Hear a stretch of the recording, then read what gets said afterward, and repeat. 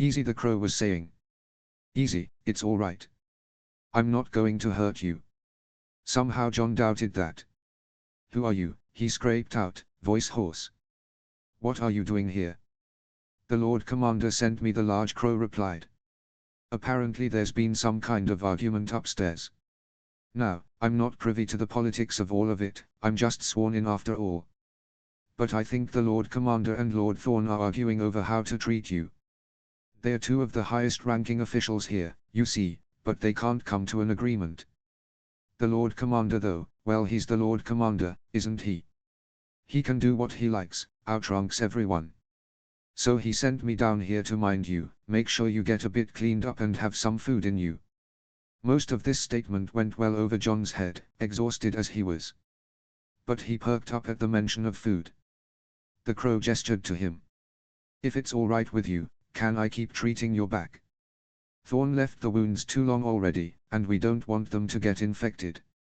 Slowly, cautiously, against every instinct that had been drilled into him, John turned his back to the crow. He didn't know that he had much of a choice. But the large crow didn't hit him. Just continued to clean his wounds. Smeared some sort of cooling poultice on his back. The man seemed strangely somber as he worked.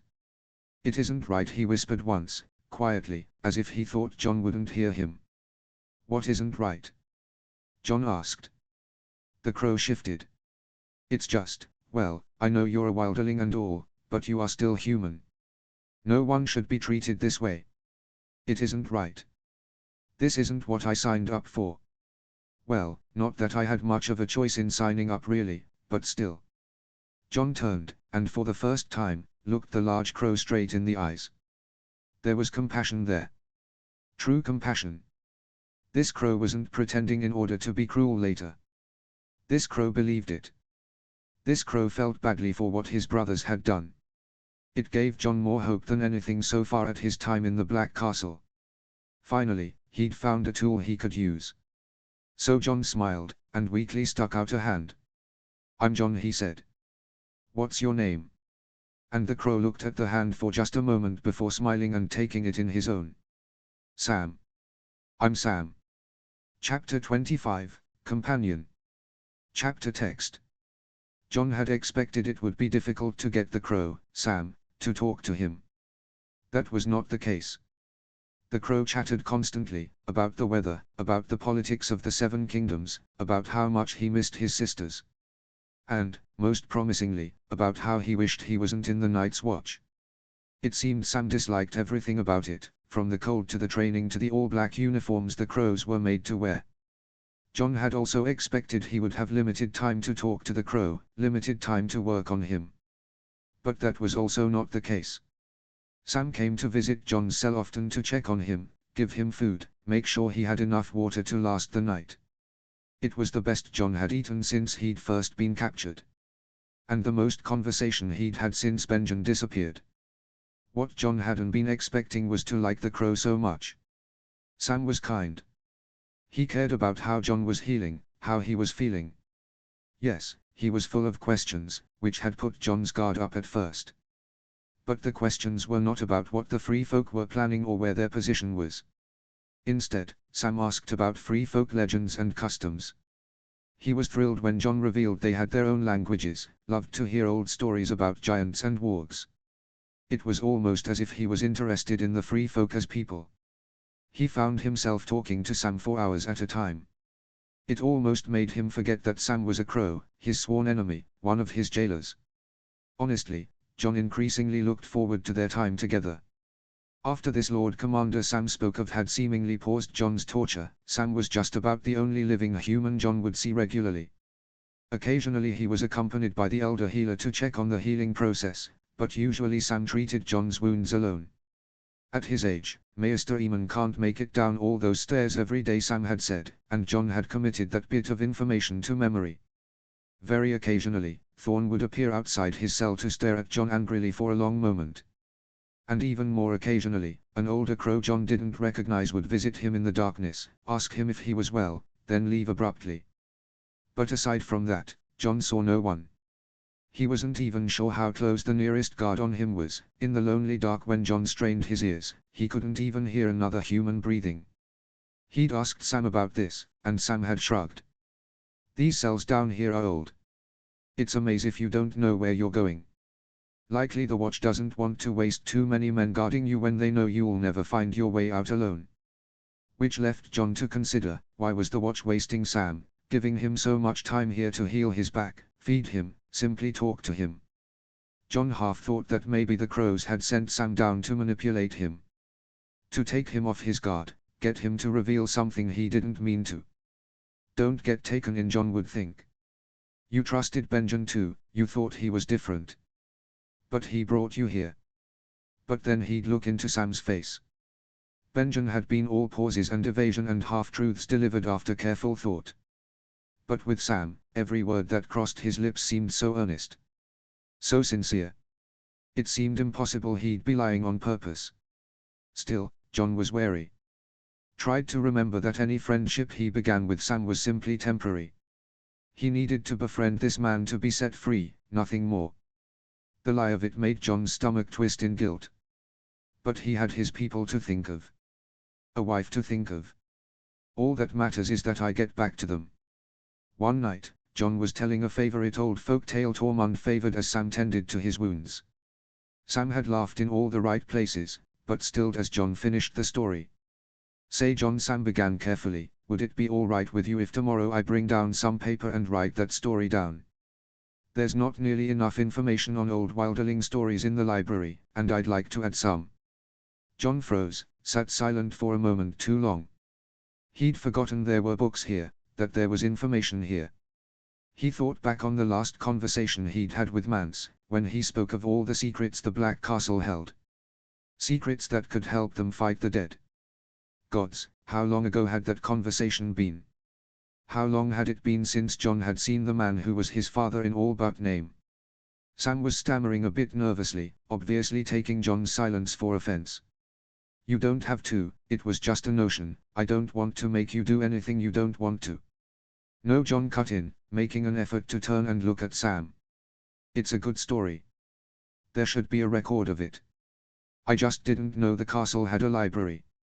Sam seemed to perk up at that. Do you like books? He asked hopefully. John shrugged. Haven't seen many before. They're rare in the north. His friend nodded. Of course not, I should have guessed that. And do you know how to read? John shook his head. Something lit in Sam's face. Well, that's nothing to be surprised of, most people don't. But if you like, I could teach you. Is there anything in particular you'd like to read about? The library is fairly extensive here, it's the best part of the castle. John took a breath, hoping he wasn't overreaching. His voice was quiet, careful. Could you find something to read about the last long night? Anything about how people fought against the Cold Ones? Sam's eyebrows hit his hairline. But he nodded. John smiled to himself. Maybe, even trapped in this awful place, there was a way he could help the free folk. And so John found himself with reading lessons. Truth be told, he had no head for letters. But he tried his best to remember every bit of information from those old tales he could. There were stories about using whale oil to make massive fires. About how dragonglass could force the creatures back. About how a whole generation had been forced to fight together to stop the onslaught. He whispered the important parts to himself at night, repeating oil and steel and dragonglass over and over and over. Burning their importance into his mind. Sam's eyes always slid over to John as he read him these stories, tentatively curious. As if he wanted to ask a question on the tip of his tongue, but lost his nerve. John never said anything, told himself a crow's curiosity was none of his concern. One day, Sam came down with a different sort of book.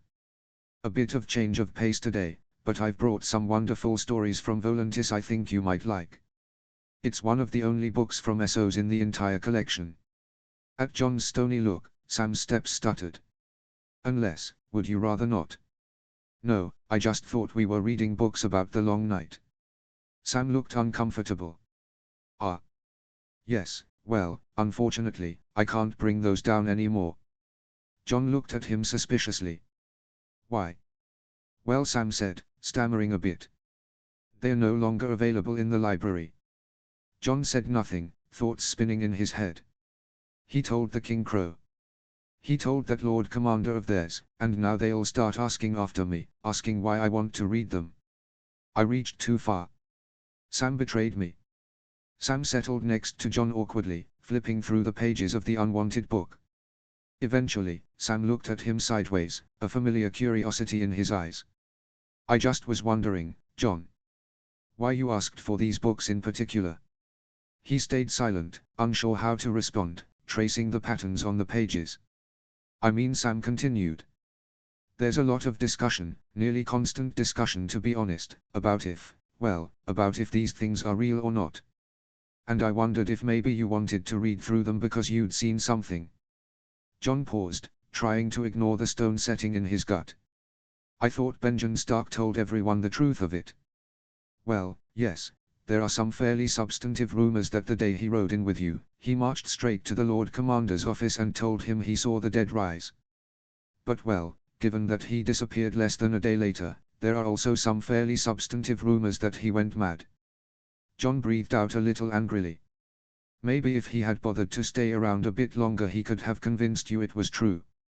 And maybe I wouldn't be in a cell.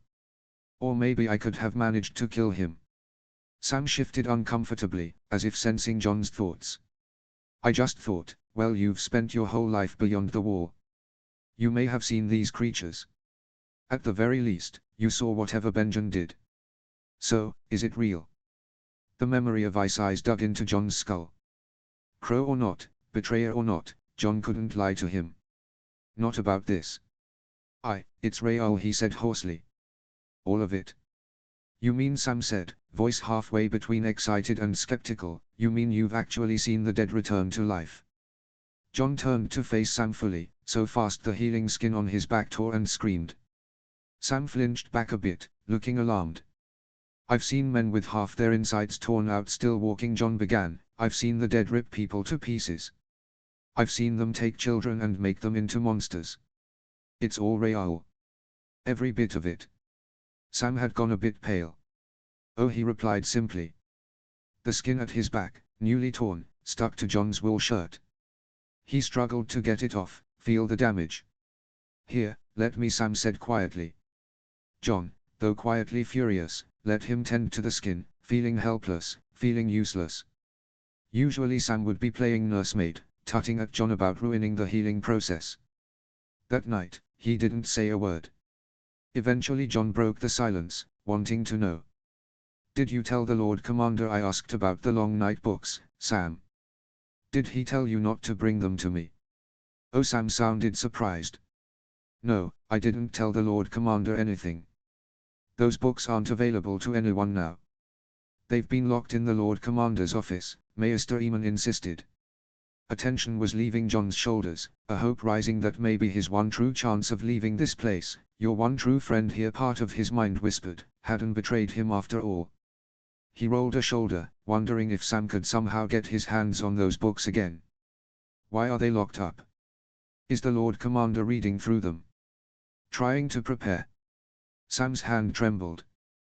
Well, it's just, people have been a bit passionate about this subject ever since Benjen rode in with you and disappeared.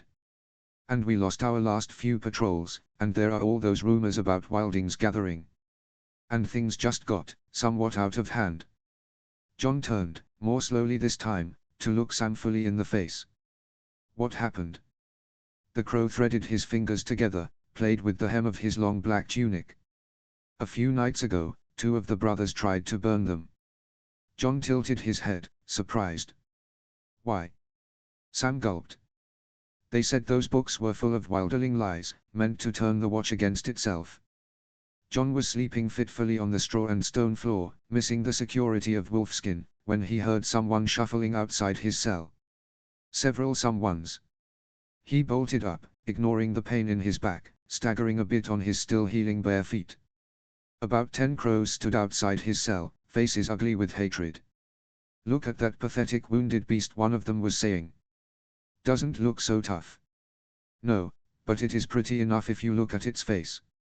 Maybe we could cut it up and make it a salt wife, the way the Ironborn do. John glared, silent. His eyes scanned the cell for something, anything, he could use as a weapon. There was nothing but an old earthen bowl in the corner. Maybe if he broke it, the shards could serve as knives. One of the crows was picking at the keyhole, trying to work his way in. The others were laughing, spitting vile, and John braced himself to fight for his life. "Stop," a familiar voice called. John's stomach dropped. Sam jogged into view, face flush. The other crows turned to look at him. "Well, now," one of them sneered. "We all know Princess Piggy has a key, ever since the Lord Commander gave him leave to romance the beast every night. Give it here, Piggy, make yourself a real man. The Lord Commander doesn't want him touched, Rast." Sam was breathing heavy. "He has valuable information." "Well then, maybe we'll get that information out of him. He'll still have a mouth when we're done, we can cut other parts off instead." There was laughter at this. John wanted to growl at them, spit at them, reach through the bars and tear off whatever pieces he could reach. But if he did that, Sam could get hurt. "I told the head steward you were all coming down here," Sam said, voice wavering but strong nonetheless. "He's sending down the guard." The crow's smile dropped. He charged over to Sam, punched him directly in the face. Sam reeled back as John charged forward. "Don't touch him," John hissed. The crows laughed again. "Does the beast have a lady love? Or is he just upset we're beating on his next meal? I bet this one would last the beast all through winter." The short crow hit Sam again, in the stomach this time. As Sam doubled over, John tried to reach at the crow through the bars. Another crow grabbed John's wrist and twisted. "Hey," another voice called, echoing on the stone. "All of you. What's going on here?" The crow let go of John's wrist. It felt sore, but not broken. Another group of crows, clearly older and higher in rank, filled into the stone chamber. "All of you, back to bed," one of them bellowed. "No one touches the prisoner unless the Lord Commander says so." There was some arguing, some struggling, but John focused on none of it. All he saw was Sam, struggling to stand straight through the pain. The next day, John only had a few bruises on his wrist. Sam, however, was sporting a black eye and walking gingerly. John stood in concern as Sam entered. "You didn't have to come today, Sam. You should be resting." "Nonsense," Sam smiled. "Had to make sure you were all right, didn't I?" After all this time, John didn't know what to make of Sam. How could someone so relentlessly kind end up joining a band of ruthless killers like the crows in the first place? It seemed at odds with everything about the man. So one day, when his back was nearly healed, John asked him. "Well," Sam began, a bit tenderly. "It wasn't exactly my choice, was it?" John had looked at him, confused. A snippet of the conversation he'd had with the strange man at his bedside. "The watch is made up more of thieves and rapers forced into service than knights or fighters." "Did you," John began hesitantly, "commit some sort of crime?" To be honest, Sam didn't seem the type. The crow hummed nervously, washing a bit of dirt away. "Not unless being a disappointing son is a crime," he said, a slight tremor to his voice. "Although the word crime is fairly loose here." "What do you mean?" "Oh, you should hear some of the stories they tell in the mess hall. Half the small folk are here just because they upset the wrong lord.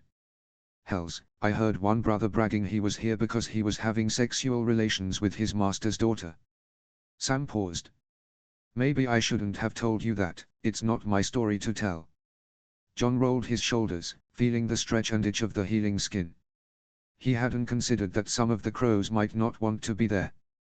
"So what is your story to tell then, Sam?" John continued. The hands on John's back stilled. He turned, slowly, to look at the crow. His face had gone pale, he refused to meet John's eyes. John felt like he'd dug too deep suddenly. Yes, he wanted to gain Sam's trust but, well, he didn't want to hurt him. He tried to back away from it. "You don't have to talk to me about it. Not if you don't want to." "No, it's just," Sam trailed off, sat back heavily on his heels. "I've never told anyone how I ended up here. The brothers, they've never asked." With effort, twisting his healing back, John turned. Put a comforting hand on Sam's knee. I'm asking. But only if you want to tell. The crow sat silent for several long moments. Finally, a deep sigh escaped his lips. I'm a lord's son, you know. Firstborn son of a great house. But my father thought I wasn't suited to it. I have a younger brother, you see. He's better at hunting and fighting. Well, Lena. He's the son my father wanted. And so my father wanted him to inherit. Sam paused, taking a long breath as if steeling himself. On the morning of my 18th name day he stuttered, my father came to me. You're almost a man now, he said, but you're not worthy of my land and title. Tomorrow, you're going to take the black, forsake all claim to your inheritance and start north. John could see tears shining in Sam's eyes. My father said if you do not, then we'll have a hunt. And somewhere in these woods your horse will stumble, and you will be thrown from your saddle to die. Or so I'll tell your mother. Sam's voice broke on the last word, and he turned from John, as if ashamed of his tears. John found himself shocked. He knew that Southerners could be cruel to free folk, the cuts down his back and on the soles of his feet were testament enough to that. But he'd never imagined they could be so cruel to their own blood. Sam refused to look at John, and a sudden anger rose in him. Your father's a fool, John spat out truthfully. A sharp little breath escaped Sam, a sad attempt at a laugh. Well, he's right that I'm no fighter. The master at arms loves to talk about how shit I am. It's his favorite topic of discussion. First, a man doesn't have to be a fighter to be helpful to his kin. Any man with half his wits knows that. Second, has anyone actually tried to train you to fight properly? Well, Sam considered. If you consider hitting me with wooden swords training, then yes, tons of times. John scoffed. These Southerners refuse to see what's right in front of their eyes. You have broad shoulders, a good back. Honestly, you'd likely take to an axe well, if you wanted a weapon. Sam looked away, embarrassed. You don't have to say things like that, you don't have to lie. I'm not lying, John countered. I could train you in it, if you want. Sam looked surprised. Oh, well, they mostly want us trained in swordplay. So I'll practice that with you too, John insisted. Do you know anything about swordplay? No, but that shouldn't stop us. It's just a different type of fighting, we could learn together. Sam was looking at him in pure disbelief. I don't want you to take any offense to this, because I do quite like you, John. But technically, you're the enemy. I can't bring weapons to you. And John found himself surprisingly embarrassed. He'd been so caught up in helping Sam that he'd nearly forgotten the nature of their situation. It worried him. After all, he'd trusted Benjamin too, and look where that had led him. But then Sam looked at him with a secret little grin. But if we ever find the opportunity, I'd welcome the lesson, John. John puzzled over that sentence for an hour after Sam left. One day, Sam came to the cell quietly, looking over his shoulder as if he thought he would be caught. When John greeted him, he held a finger to his lips, telling him to be silent. He entered the cell and sat down, his voice barely a whisper. Listen to me. Later today, the Lord Commander is going to send for you. He's going to offer you something. And you're going to want to say no. But you should say yes. Because it will make it somewhat easier for you to travel around the castle. Which will make other things easier. Later. A hope was rising in John, but he was almost afraid to voice it. What are you saying, Sam? The man looked down, trying to find the right words. I'm not stupid, he breathed out finally, voice barely more than a whisper. And to be honest, you're not terribly subtle. I know you don't have any intention of staying here. And I know you were using me to get information about how to leave. John started to protest, but Sam hushed him. It's all right, really it's all right, John. Because I'll help you willingly. I only ask one thing in return. What? John asked. Sam paused, building the courage to speak. Take me with you. John sat back in surprise. You want to go north, he whispered. You want to go north with me? Sam nodded. But, you said yourself you hate the cold. And I told you what's out there, the danger we face. His friend gulped. You can just say no if you don't want me to come. I'm not saying no, I just want to know why. I just want to know if you're sure. Sam looked down, picked at the floor. There's nothing for me here, he whispered. I've been at Castle Black for months, and you're the only one besides Maester Eamon who didn't despise me on sight. You're the only one who's really talked to me, been kind to me. I figure, if there are more wildlings like you, beyond the wall is a better place than here. Jon found himself smiling. Besides, Sam said with a small grin. There's so much to catalogue, so much to write about. You know, very few scholars have written about wildlings. I could keep a journal, and send it to the Citadel to be published. It'd almost be like being a maester. Well, so long as your fingers don't freeze off while writing, I have no objections. So you'll take me? Sam said, hope in his voice. Jon smiled, his first true smile in months. I'll take you. Unseen by both, blended into stone and shadows, a pair of listening eyes narrowed. Chapter 26, Accord. Chapter text. It was strange seeing the sun after so long in the dark. Sam had helped him clean himself up, had bandaged his back tight and given him new clothes. The coarse grey garments hung off his frame, but they were clean and whole. He was given boots and a vermin-eaten cloak. Shackles were fastened on his wrists and ankles as Sam murmured apologies. And then Jon was being walked by a half-dozen guards out into the open air, the blessed cold, the snow, the light. The fresh air caught on Jon's nose. Faint notes of pine and weirwood. It was almost enough to make Jon forget the boundless glares of crows as he walked past. They were marching him through a courtyard, towards another crow building carved of ice and strange stones. He glanced about the yard, noticing it seemed littered with instruments of death. But he wasn't afraid. Sam had told him the end wasn't coming for him now. And fool though it may be to believe it, Jon did trust Sam. He was forced up some stairs, pushed into a cold little room. A ragged old man with a shaggy white beard sat inside, waiting. Jon recognized him. He'd come to stare at Jon in his cell now and again. I'll speak with him alone, the old man said. Sir, you don't. I'll speak with him alone. The other crows shut their mouths. Forced Jon into a chair, shackled him to it, and left without another word. For many long moments, there was no sound Jon could hear but his own breathing. Then the old man stood slowly and paced the floor, wood creaking beneath his feet. Do you know who I am, boy? Jon looked at the man's pure black cloak, at the ground weapon hanging from his belt, at the certain arrogance that was draped over the man's entire being. You're the leader here, Jon guessed. The old man nodded. I am Jeor Mormont, the 997th Lord Commander of the Night's Watch. As such, it's my job to decide what is to be done with you. Jon stayed silent. He wondered if the title was meant to impress him, make him ponder the endless timeless dedication with which these cruel men slaughtered his people. What did you see beyond the wall with Benjen Stark? Jon met the lead crow's eyes. I traveled a long while with Benjen Stark beyond the wall. My lord will need to be more specific. The old man grunted in displeasure. There is little use for the scorn of youth here, boy. Answer me. He considered Sam's earlier words, decided to speak plain for both their sakes. If you're asking if he saw the dead rise to attack the living, then he did. And so did I. The old man hummed and sat back down, old wooden chair groaning under the weight. Why should I believe you? How do I know that the doings beyond the wall aren't just the workings of Mance Rayder?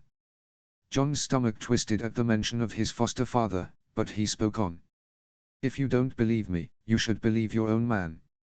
Why would a Stark crow lie about such a thing? You tell me, boy. There is no reason for him to, Jon said quickly. More likely a crow would seek to lie and pin attacks on free folk if he could. Careful with your tongue, boy. Accusations of dishonor against the Night's Watch are not taken lightly here. Jon was tempted to spit on the floor, show exactly what he thought crow honor was worth. But Sam's words tamed his tongue again. He tried to remember there was opportunity waiting here, opportunity to walk more freely. Opportunity to escape. So instead he backtracked. I only mean to say there's no reason for Benjen Stark to lie about what he saw. The old crow leaned back, looking thoughtful. He said you'd seen the dead before, boy. John nodded, careful to not let his expression give away any old fear. Would you be willing to tell me about what you've seen? Tell me how the wildlings have dealt with these creatures. John tilted his head up, trying to look grand as he dared while chained in place. Is there a reason I should? He asked warily. The old man scrubbed a hand across his beard. I know you've been treated cruelly these past months. But my hope is, we can put that behind us. If you tell me what you know, you will be protected here. Protected how? Warm food, a soft bed. Promises from me that the Night's Watch will never harm you again. A position here. You want me to serve you? John said, mouth dry. It has been done before. Your people have housed us, have raised animals to feed us. The crow was still speaking, but blood was rushing into John's ears. Only traitors helped crows willingly. It was the lowest crime you could commit, the greatest offense against other free folk. It meant chaining yourself, lowering yourself, remaking yourself into the worst kind of kneeler. He knew it was a ruse, a way to bring himself home. But it still seemed wrong, repulsive. Against nature. If what you say is true, the crow was saying, alliances will be necessary. You could help build one. Protect people. Be a valuable part of our fight. In his mind's eye, he saw the vision Ulelda had given him nearly a year past. Himself in dark crow clothes, face blank as snow. You're going to want to say no. But you should say yes. Some words were ringing through John's mind. This was his best chance. Yet horror was still churning at John's empty belly, bringing bile up his throat. He forced himself to swallow it down. He pressed his lips together, breathed low, and made himself answer. I'll help you. Chapter 27, Planning. Chapter text. His arms were still in shackles, though shackles long enough to allow movement of his hands. He was given more grey clothing to wear, was set to servants' tasks. Was made to scrub flagstones and empty shit pots and endure the mocking words and hate-filled glances of hundreds of crows. He was made to speak with the old lead crow, with the crow master at arms, with Ugly who stared at John with twisted faces. They asked questions over and over. What did you see? What weapons did they use? How did you fight them? And John, trying now to be cooperative, to not tip his hat too early, would answer. Yes, they were half answers and evasions that made Crow eyes squint in suspicion, but John still felt like the lowest form of scum when the words forced their way out of his throat. But he was allowed to move around, sometimes without a guard. Was allowed a mattress and soft blankets. Was allowed meals to regain his strength. And was allowed enough time to map the castle in his mind. To note the gates, the weapons stores, anything that could be of use. Sam was often the one who led him back to his cell at night when his work was done, and they'd plot out means for escape. Sam nervously denied John's initial idea, which was to knock out the two lead guards atop the nearest tower and climb down the wall. Too risky, he said, too visible. And plus, he doubted he could make the climb. Sam believed it would be best to map out the tunnels below Castle Black, to see if there were weak points that could be exploited, broken through. John, who had heard tales of the fortress's impenetrable walls all his life, was skeptical. So they kept planning, kept plotting, kept waiting for a moment of opportunity. John hoped it came soon. He was unsure how long he'd be able to avoid a knife between his ribs. For all the old man's assurances, John was looked upon with pure hatred as he moved about the castle. Crows would line up, spitting threats at him wherever he went. After one night when his dinner made him vomit black bile, John became wary of eating any food that wasn't direct from the stores, for fear that it could have been tampered with. Even some of the old man's closest compatriots joined in the threats. The master-at-arms, a bitter ancient crow named Thorn, took pleasure in blocking John's path to growl at him, at throwing heavy objects at John under pretense of needing them cleaned, at yanking on John's shackles to move him out of the way whenever he pleased.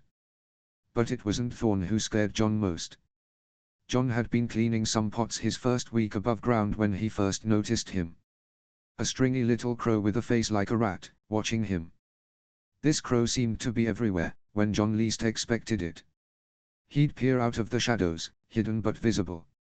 as if he wanted John to know he was watching him.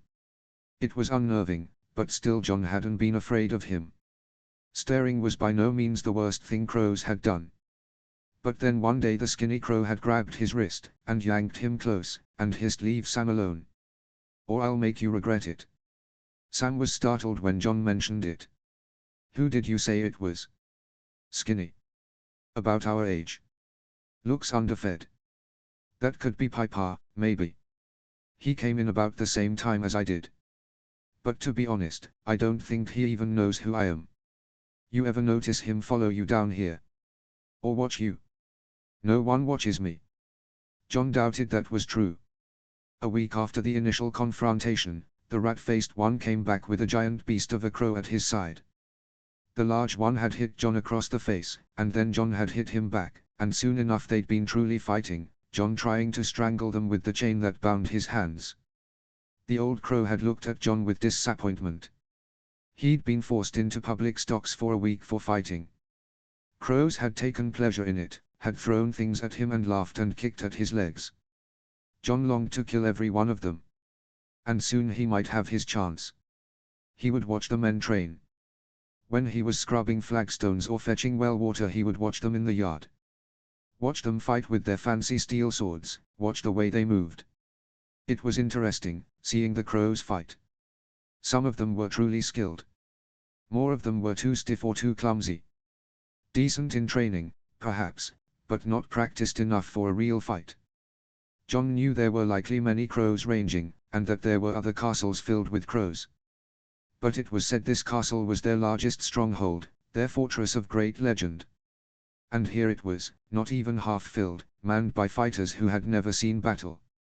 With the full force of the free folk, this castle could be taken. This castle could be held. This castle could be used to protect his people from what lay beyond. He would daydream of telling Mance, of riding home to find his people and lead them to safety. But one day, he looked too long. And Thorn saw him looking, and glared as he grinned. "Come here, boy. Let's see a demonstration of feared wildling strength." His voice was cruel, cutting. John could feel the sneers around him, could hear snickers and whispered slights from all corners. He strode forward anyway. If they were fool enough to give him a weapon, he'd show them what he could do with it. Thorn tossed a dulled sword his way. John caught it by the blade, turning snickers into laughs. "The stupid beast could have cut his hand off," someone was hissing. John's face burned. He was no fool, a blind man could tell the blade was blunted. John glared over at Thorn. "Are you going to leave my shackles on, or are you too coward for a fair fight?" Thorn's smirk grew. Cocky and eager, just like a newly whelped hunting dog. "It's not me you'll be fighting, boy. Tali." John's stomach dropped. Sam padded up, face red as blood. The laughs around them grew in volume and pitch, shrieking in the cold air. "You need to burn the softness out of you. Let's see if you can draw your first bit of blood." Thorn tossed a blade to Sam as well, newly sharpened. It fell to the ground and Sam scrambled to pick it up. His friend looked panicked, looked shamed at the jeers around them. Whatever game this was, John would not play. He threw his own blade into the snow. Thorn's smile dropped. "Pick it up, boy." "No. I said pick it up, beast, else I'll have you whipped." "I won't fight him." Thorn was quiet for a long moment before laughing lowly. "Wildling bravery," he mocked, voice carrying to the assembled crows.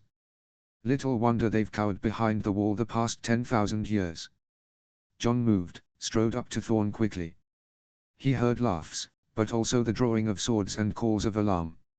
Thorn didn't flinch as John stood nose to nose with him. "Sam's a healer," John ground out, letting his voice carry. "We don't hurt healers. We're not barbarians. Unlike some." On the last word he gathered himself and spat in the crow's face. Thorn backhanded him, throwing him off balance. John stumbled, but kept his feet. He moved to return the strike, but there were other crow hands on him, pulling him away. Thorn was yelling about punishment and lashes and how John would wish he'd never been birthed. John kept his face cold through it all. "Alisa." John looked up. The old lead crow was staring at Thorn, his mouth in a grim line. John was released roughly into the custody of a guard as Thorn stormed off. As John was led back to his cell, he glimpsed the rat-faced crow staring after him. He was scrubbing pots in the kitchen when he heard the galley door open. He looked up sharply, expecting to see Sam, to talk about their newest thoughts of escape. But it wasn't Sam. Ratface stood there, glowering down at him. "We should talk," the crow said, clearly trying to keep his voice even. John glanced around him. If this crow wanted to pick a fight, the galley was a poor spot for it. He could spot 5 items within an arm's reach he could use to bash the crow's head in. "We don't have anything to talk about," John responded coldly, looking back down at his work. "You're using Sam," the rat crow said, voice certain. John's head snapped up. "Or at least, it seems you are. But you also protected him today when Thorn could have had you beaten. Why? You have some plan with him." John forced himself to stay calm. Helping someone isn't using them. Especially when no one else cares enough about them to notice them. The rat-faced crow looked affronted. "We care about Sam. He's our brother." John snorted and went back to his polishing. "I don't want to see him hurt. I know he's soft and all, but he doesn't deserve to be used by you." "You don't even know him," John shot back. "You don't talk to him but to mock him. You think that doesn't hurt him?" The crow looked at John for a long time. "You were brought here because you saw the dead come to life, yeah?" John paused in his task once more, wary about the sudden change of topic. "Why do you ask?" The skinny crow's eyes slid towards the door, towards the windows, as if checking to see if there were any shadows he hadn't noticed. "There's a debate going on in the Lord Commander's office about you. About whether they should call you in to look at something." "What?" "The old bear seems to think it'll be a way to prove your worth, but Thorn thinks you'll just lie." "What do they want me to look at?" John cut in impatiently. The skinny crow sniffed. 2 corpses were brought in from beyond the wall. Rangers say they don't look quite right. Chapter 28, Corpses. Notes. Some phrasing and dialogue from Game of Thrones is found here. Chapter text. The skinny crow led John, snuck him around buildings and through narrow back corridors. They passed the Lord Commander's rooms, to check that the men there were still in place, and John did indeed hear the sound of angry voices through the walls. He paused for a moment, listening. He has every reason to lie. It's likely these corpses are Mance Rayder's work. This boy would do anything for us to chase our tails, looking at old tales instead. John bristled, but the skinny crow was shaking his head, beckoning him forward. They came to one of the storerooms along the base of the wall, a dark cold cell chiseled from the ice and used to keep meat and grain. The skinny crow looked about before picking the lock and rushing them in quickly. A cart stood in the center of the room, covered with an old blanket. The skinny crow threw it back, giving John a good look at the corpses that lay below. With a turning stomach, John realized he recognized them. They were 2 of the band who'd traveled with Benjen Stark, who'd imprisoned him all those months past. "Well?" the crow asked. "Are they cursed?" 2 dead white faces stared up at the ceiling with blue eyes. Their hands were frozen, as black as their cloaks. That was enough to know. "All bodies not burned are cursed," John said slowly. "But these especially so. These aren't newly dead, they've risen before." The skinny crow's face went a bit pale. "What do you mean?" "Their eyes already have the color." The skinny crow had gone gray. "If they've already risen, why play dead again?" "I don't know, I've never seen them do this before." "Guess then." John hesitated, bit at his lip. "I can't know for sure, but mayhaps they wanted to get inside the walls. So they could do more damage." The skinny crow swallowed. "Right, then. That's enough for me." One of the bodies was strapped with a sword. The skinny crow drew it quickly and attempted decapitation on the first body. The skinny crow wasn't practiced with a sword. The blade didn't hit true, simply cut at the corpse's neck clumsily. John rushed over. "What are you doing?" "Trying to cut this thing's head off." "That won't be enough. We need to burn them." The skinny crow looked at John as though he was an idiot. "I don't know if you noticed, but this room's not near big enough for a bonfire. And if we bring them outside to burn, The Lord Commander and Sir Jeremy and Thorn will see. And then they'll argue over what to do with them until old Valerie arises again. Hacking them to bits will have to do. But that's not. Jon cut off abruptly. Footsteps were approaching. The skinny crow swore under his breath and pushed Jon behind a stack of old crates. Not a word, he whispered harshly. If they catch us, stay silent. Nothing can be gained by you running your mouth. Jon felt offense at that, but didn't have a chance to voice it. Light flooded the room as the ancient door scraped itself open. A whole murder of crows seemed to flood the room, considering the corpses in front of them. It didn't take them much time to realize something was amiss.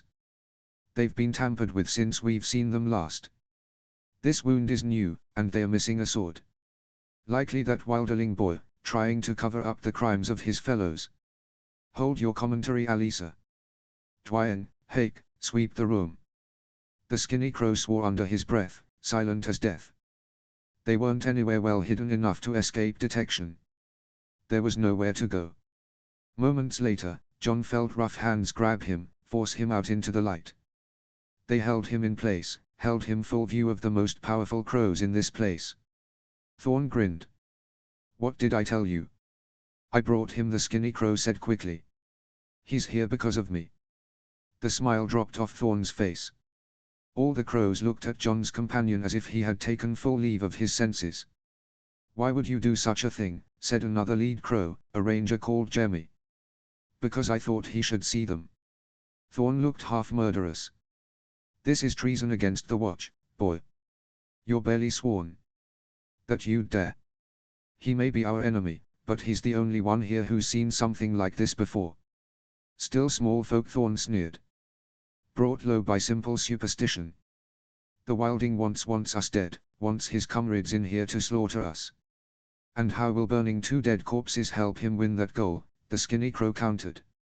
It matters not to him if these 2 are ashes on the wind, but it might matter to the rest of us. Thorn snorted. You see, Lord Commander. You see how this thing divides our unity with its lies. He spat at Jon's feet before continuing. How it destroys our clarity of purpose. We are sworn to protect our people from the murderous barbarity of this creature and his comrades. Anything else is naught but old children's tales, meant to confuse us, turn us from our purpose. Enough, the old lead crow sighed. Your points have been taken. I will punish this one, and question the wilding boy. It's not enough. In your leniency, you do his work for him. The old crow's eyes turned cold. You will remember that I am your Lord Commander, and you will speak to me with the basic respect that title demands. Jeremy spoke up in defense. Lord Commander, I agree with Thorn. We have let this enemy turn the watch against itself long enough. He scares our brothers, the new recruits especially. Those raised without education are swayed by his stories, swayed from thoughts of who their true enemy is. I have not lost sight of the enemy, the old crow insisted. But Benjen Stark. Benjen Stark is no longer here, Jeremy said sharply. Benjen Stark lost his mind because he listened to wilding folk tales. I am acting first ranger, and I say we act against our true enemy. Mance Rayder and his fellows are close, close enough to kill our brothers within spitting distance of the wall. We need to prepare to face him, not chase shadows. The old crow looked down at the ranger with barely veiled disdain. You speak of preparedness. Yet as you say, 2 of our brothers were killed within sight of the wall. Did this wilderling whelp make your rangers blind and deaf? Do we still sweep these woods? Yes, but do we still mount watches? We do, but this man wears a hunting horn. The old man gestured at one of the corpses. Must I suppose that he died without sounding it? It seems to me you point to this boy to excuse your own failures. The first ranger bristled, his face taut with anger. No horn was blown, or my rangers would have heard it. I do not have sufficient men to mount as many patrols as I should like, and since Benjen was lost, we have stayed closer to the wall by your own command. I suppose due to fears of old tales meant to scare maids and children. Enough. It is not enough, my lord, so long as our brothers died due to superstition. I said be quiet. They died within a day's ride of home, because we refused to. No. The voice that cut in was new, but familiar.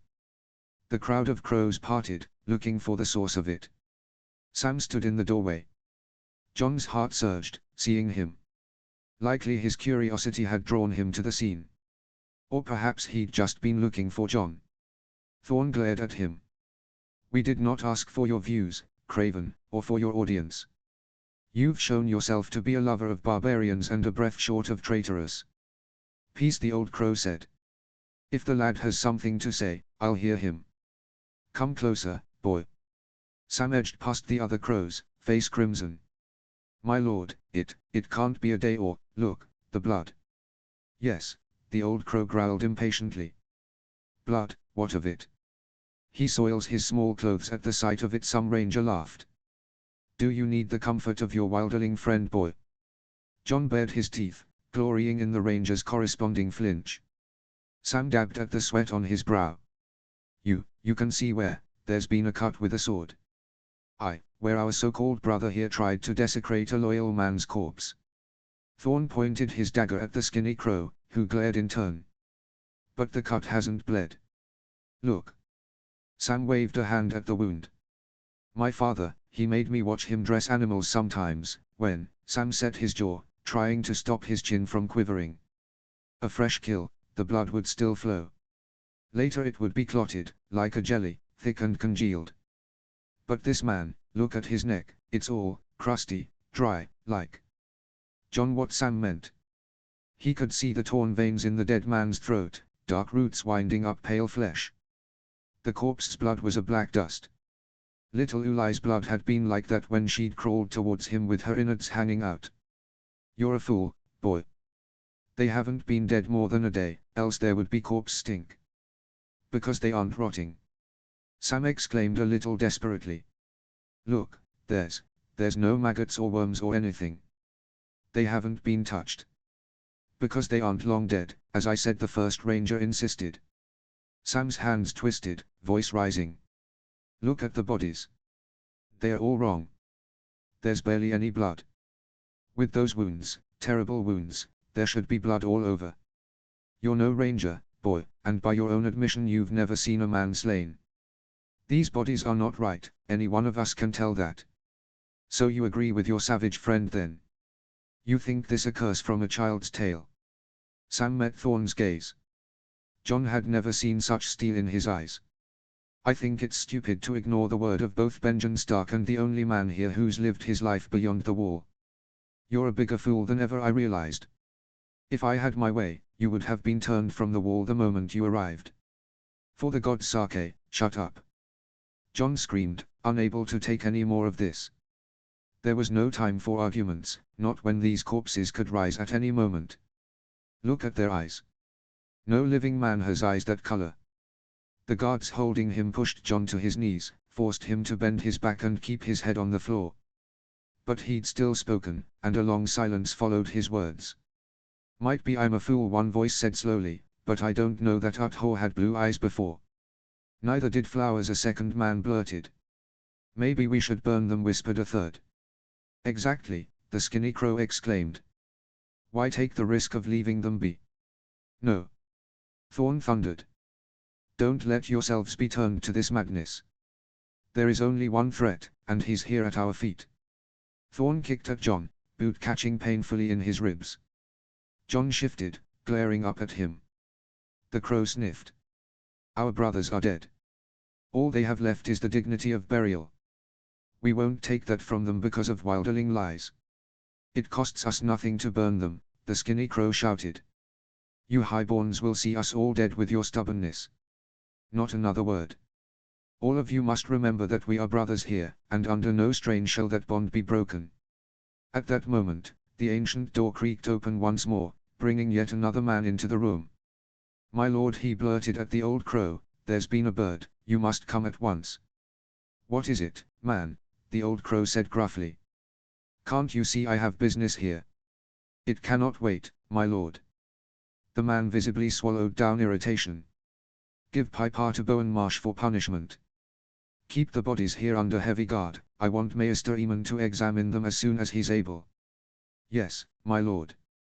Jemmy, have the nearby woods searched. Every tree, every rock, every bush, and every foot of muddy ground within 10 leagues of here. Use all the men you can spare. If you do not have enough, borrow hunters and foresters from the stewards. Alisa, join him, lend any men you can to this effort. If there is anyone else in these woods, I will know of it. You are to track them and take them, alive if possible. Is that understood? Of course, my lord. I will arrange a party to ride before nightfall. Should we bring the beast back to his cell, my lord? The old crow assessed John for too long a moment. No. Bring the wilderling to the tower. Shackle him. I want to question him alone. John spent the next hours twisting in chains, trying not to think on the 2 corpses that waited nearby. They were under guard, the lead crow had said. Mayhaps the guards would stop the dead before they could do any harm. But in his mind's eye, John saw the poor fighting form of the crows in the training yard, heard the first ranger speak with pride on his patrols. It was clear that they were sending their best men beyond the wall, to hunt for Mance and kill John's kin. What did that mean for those left behind? Were they even capable of meeting the threat the dead posed? John jumped a bit as the door slammed open, startled at the noise. The lead crow filled the doorway, his great black shadow blocking out the cold. He looked even more weary than usual. The old crow stalked wordlessly to a table. He carried a bottle, poured out a flagon of some alcohol that stung at John's nose. You ever had wine, boy? John shook his head. The old crow poured out a second cup and thrust it toward John. Take it. Might be your last opportunity. John didn't pick up the cup. You need to burn those bodies now. The old man sighed. Straight back to it, he said, more to himself than to John. If you don't burn them before the sun sets. Those corpses are under guard of 4 men. I shudder to think of the state of the watch if 4 men can't stop 2 corpses. The dead are stronger than you think. You need to burn them. And I will. Privately, once Emmons made his examination. You need to do it before nightfall. Leave it, boy. You have other problems right now. John could not imagine what those problems could be. The old man looked at John sidelong, seeming to examine every inch of him. He snorted. I must say, it is a good likeness. What? The old crow poured another flagon of wine. Did Benjen ever say anything to you? About why he wanted you back here? About his brother maybe? John swallowed. No, it almost wasn't even a lie. Benjen had never spoken in anything but the vaguest terms. But you suspect, the old man said. And I must say, my suspicions are strong as well. You're the very image of him. Of who? John hedged. The old man set his flagon sharply on the table. I never thought to see another king.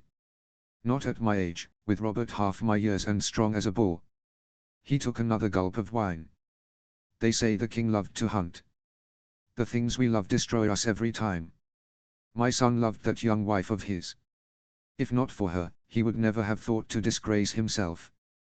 John felt positively lost in this conversation. He struggled to bring it back to terms he could understand. When will your maester examine the bodies? Will they burn before sunset?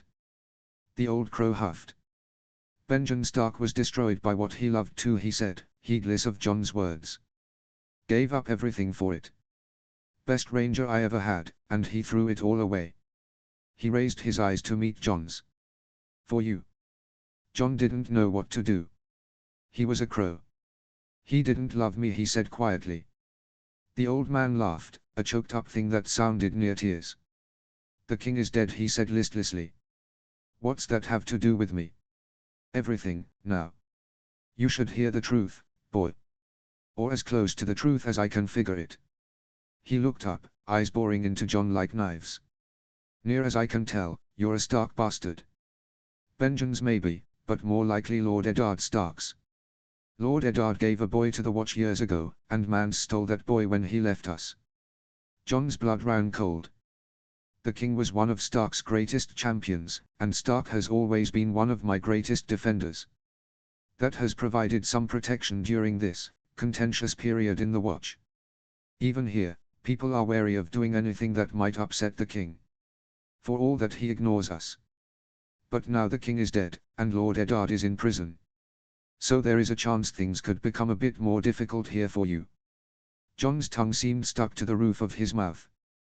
Why, he managed eventually. Because nearly every person in this castle suspects that you're Stark blood. Your look makes it somewhat difficult to ignore the possibility. And now that Stark is disgraced, he no longer exists as the spectre of the Warden of the North, who will cut their heads off if they step a toe out of line. So it's more likely someone will try something. They already all hate me, already hit me whenever they have the chance. If you want me to put you back in a cell for your own protection, I will, the old crow said. Otherwise, I don't know that I can keep you safe. Jon swallowed. Why do you care? The crow took another gulp of wine. It's as I said before. Despite everything, I don't think Benjen was lying, or mad. The cold winds are rising. Cotter Pike writes of vast herds of elk, streaming south and east toward the sea, mammoths as well. Rangers from the Shadow Tower have found whole villages abandoned, and at night Sir Denys says they see fires in the mountains, huge blazes that burn from dusk till dawn. Our villages aren't safe anymore, Jon offered quietly. We light the fires to keep them at bay. The old man nodded. I've seen more patrols go missing, more men die in ways I can't explain. Sam was right, the bodies today were strange. That's why I want Eamon to examine them, so we can put the details into the record. And that's why I will burn them as soon as I am able. He gave Jon a long shrewd look. There are dark days and cold nights ahead. I feel it in my bones. I wasn't lying when I said we'd need allies among your people. If you're anything like your uncle, perhaps you can build that bridge. If you choose not to run. Jon's throat went dry. The old man snorted. Do you think they chose me Lord Commander of the Night's Watch because I'm dumb as a stump, boy? It's been obvious since the first moment we spoke that you wished to leave. That you thought you could talk Sam into helping you. I've allowed you to think it was possible because you'd never get far on foot. Jon's head was spinning. He took the cup of wine he'd ignored and downed it in one gulp. Part of him hoped it was poison. The old man smiled at him. So long as the watch weathers these next few weeks, so long as you're able to stay safe, I ask you to consider that your place might be here. To strengthen the shield of men against the frozen darkness. You could help your people here. Truly. Jon found himself speechless. He was exhausted, by fear and despair and new information. Another crow came to get the old man, saying there'd been some new development. Jon barely heard him, barely heard the old man's goodbyes as he left the room. Would he ever find his freedom? Had it ever even been the barest possibility? Had he been a fool for thinking he could escape the crows? Jon slumped against the wall, shackled hands around his knees, and stared at a candle on the table. The flame flickered and swayed, the shadows moved around him, the room grew darker and colder as the sun set. He was a Stark. Blood of the Winter King who'd ordered his people dead 1,000 times over. To question was one thing, to have it confirmed was another. Would he be drawn back here time and again, hurting those who loved him, because this was his true place? Were the bodies burned in time, he wondered. Or had the old crow let them stand, not heeding Jon's words despite all his claims of belief? I will not sleep tonight, Jon thought. Not until he knew the corpses had been burned. Not until he knew what would become of him. Yet he must have dozed. When he woke, his legs were stiff and cramped and the candle had long since burned out. And something was wrong. Some part of him, the part that was ghost, sensed something on the other side of the door. Could almost smell it. Hairs rose on the back of Jon's neck. He longed to bare his teeth in a snarl. They've likely put a guard on me, Jon thought. Maybe that's what I sense. But he'd been guarded most of his time at Castle Black, and had never been so struck by this feeling of wrongness in the air. He was trembling, violently. When had it gotten so cold? He knew that cold. He'd felt it before. Slowly, Jon pushed himself to his feet. He was shivering, wishing he had an axe or spear at his side. The chains on his feet jangled as he slowly moved towards the door, dragging the chair he was shackled to with him. He grabbed the handle and pulled it inward. His guard was sprawled bonelessly across the narrow steps, looking up at him. looking up at him, even though he was lying on his stomach. His head had been twisted completely around. Chapter 29, Flame. Notes. Again, some phrasing from Game of Thrones found here. Chapter text. The torches that lit the passage had all been snuffed out. Only the moon lit the snow below. Jon could hear something moving, the soft scrape of boots on stone above. Jon was near certain that room was where the lead crow bunked. Crow or not, Jon couldn't leave an elder to perish at the hands of the dead. For a half second, he thought to call out in alarm. It was what he would have done at his camp, called others to help in the hunt. But the crows wouldn't believe him. He needed to be free. Needed to be able to move, to run. Jon slammed the wooden chair against the doorframe, again and again. It seemed to take an age to break. He shook off the splintered wood, but kept a leg for a club. It was the closest thing he had to a weapon. He wished the candle was still lit to give him a bit of flame. The old crow was leader here, surely he'd have a fire going in his own chamber. He'd better. Jon had no other options. His feet were still chained, wrists were still chained. He was too slow, too noisy. Still, he had to go. Now. He could hear a latch scraping at the door upstairs. He moved up the steps, chains jingling all the while. Shadows lurked in every turn of the stair. Soon enough, he reached the doorway above. He stopped, silent, club in hand, giving his eyes a moment to adjust. The darkness was black as oil. He picked it out soon enough, a shadow in the shadows, sliding toward the inner door that led to the old man's room.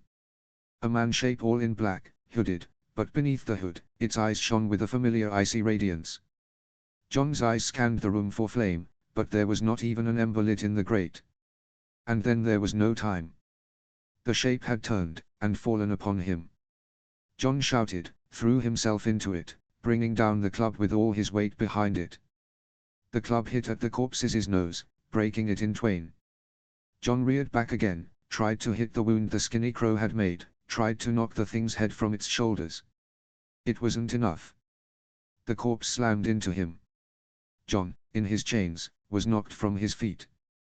The corpse scrambled on top of him. When Jon opened his mouth to shout for help, the corpse jammed its dead fingers into Jon's mouth. Gagging, he tried to shove it off, but the dead man was too heavy. Its hand forced itself farther down his throat, icy cold, choking him. The club, where was the damned club? Jon raked cold flesh with his nails and kicked at the thing's legs. He tried to bite, tried to punch, tried to breathe. He couldn't get a hold, couldn't move, the damn chains. The chains. Jon wrapped the chain at his wrists around the corpse's throat, around where the skinny crow's cut had made flesh thin. The neck began to constrict, the skin broke, Jon's hands bled with the effort of it, tearing flesh open. But soon enough the neck was broken, the head turning back at an angle.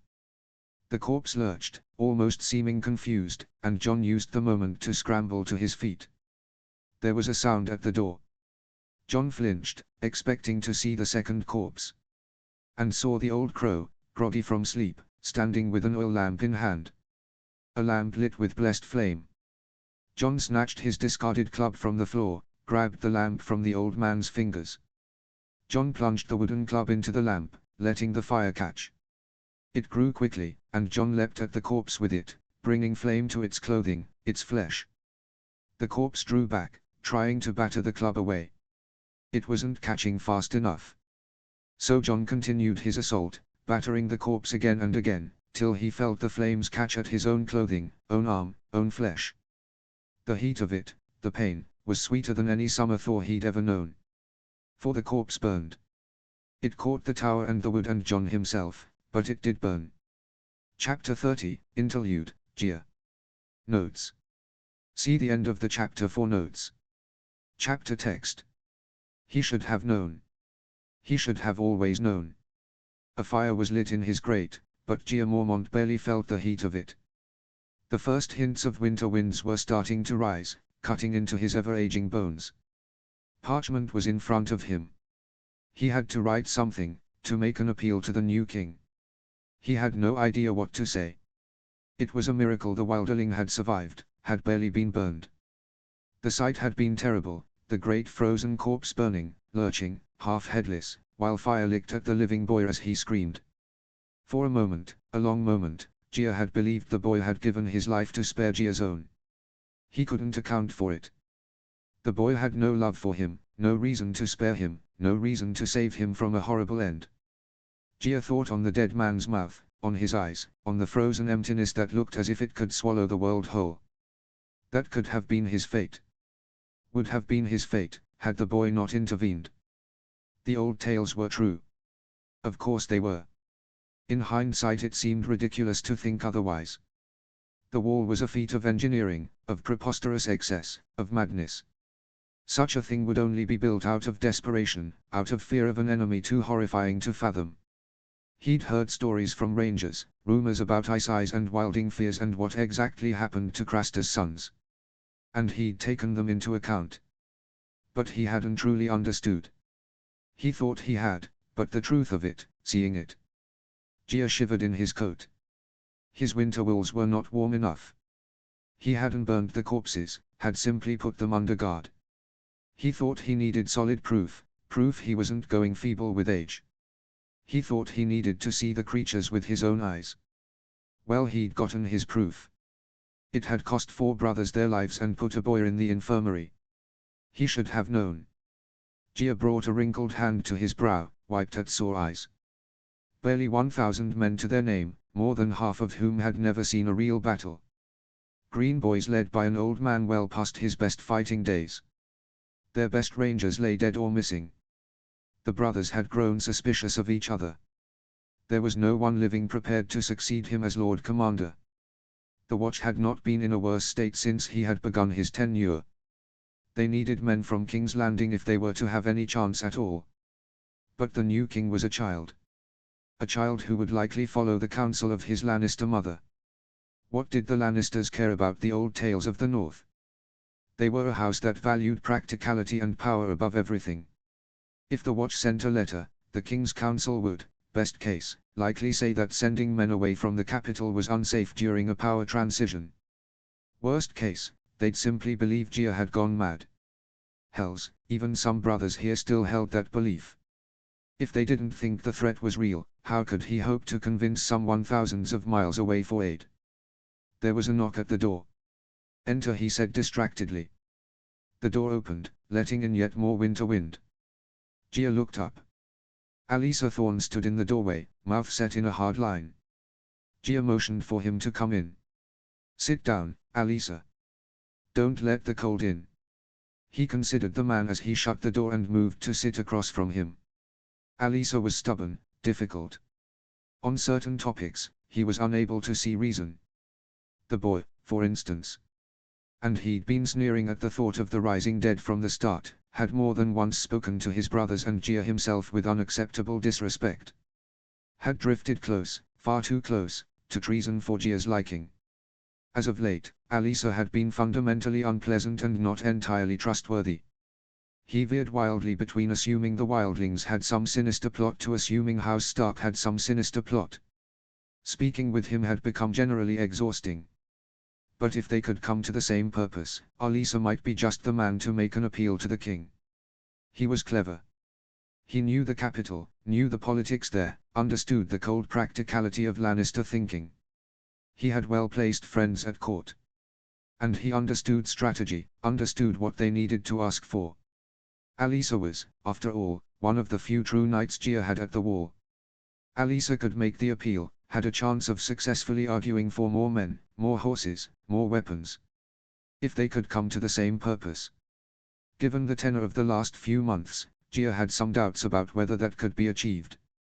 Alisa cleared his throat. I understand the Wilding is to be released from the infirmary in 4 days' time. Jia nodded. That's Eamon's estimation. I came to request that he be placed in the cells upon release, until we can determine exactly what happened that night. Jia forced down a sigh.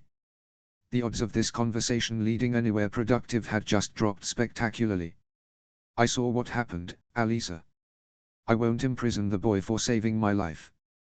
With respect, Lord Commander, we still do not understand his motives or exactly what you saw. So you question my own eyes now. What about the other 5 living brothers who saw those corpses move? Do you doubt them as well? Alisa's mouth twitched. My lord, it was dark. The men were panicked. We have no idea what exactly they, or you, might have seen. My patience wears thin with you, Alisa, for continuing to play skeptic. And my patience wears thin with you, my lord, for failing to consider more likely possibilities. Gia's composure faltered. He clenched a fist. I saw a walking dead man, Alisa. I saw a creature beyond any man, any magic I've seen. His head barely hung from his shoulders, his neck twisted at an impossible angle, yet he moved. What other explanation is there, other than the resurgence of the ancient enemy? I'm not saying it's not magic, my lord, only that you jump to conclusions about the source of it. I've seen things at the watch, my lord, same as any of you. Things I believed impossible before coming here. But what's more likely? That an ancient mythical enemy no one's seen for 10,000 years is rising. Or that some wilderling witch did a bit of necromancy to distract us and leave us as easy pickings for Mance Rayder's men. You've mentioned this theory before, Alisa, but with respect you have no proof. Neither do you, my lord. But my theory makes more sense with what we know. We know the wildlings are amassing, know they've joined together under Mance Rayder. We know they're likely to march on the wall soon. It would be easier for them if we were at half strength. Who's to say they haven't joined together because they are fighting the Great Other themselves? We know they plan to march on the wall. If they are facing such an impossible enemy, Alisa, it would make sense for them to seek protection behind the wall. Sense? You call crossing the wall to massacre our women and children sense? Gia felt his eyes go cold. I would thank you not to assign such dark motives to your Lord Commander. I am not justifying the course of action. But as you well know, it is crucial for a tactician to be able to understand the perspectives of others. Alisa snorted, had the gall to roll his eyes. With effort, Gia forced the anger that threatened to rise down. You touch too close to disrespect, Alisa. Do not think I have not heard you criticizing my leadership across Castle Black. You've even complained to the new recruits, coloring their view of me before they even take their vows. I have been too lenient allowing this to continue. It stops now. Alisa was silent. Tension tightened in the air. And in regards to your theory, Gia continued, in hopes of bringing the conversation back to strategy, you've forgotten we'd heard rumors of something rising long before the wildlings amassed behind Rayder. Most of those rumors were from wildlings themselves, Alisa countered.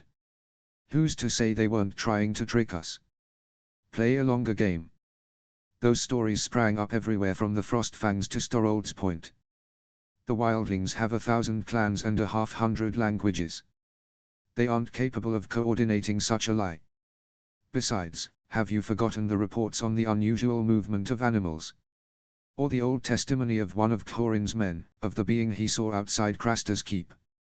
The half-hands men are too much like the half-hand, Alisa scoffed. Over-suspicious and lovers of grand old tales.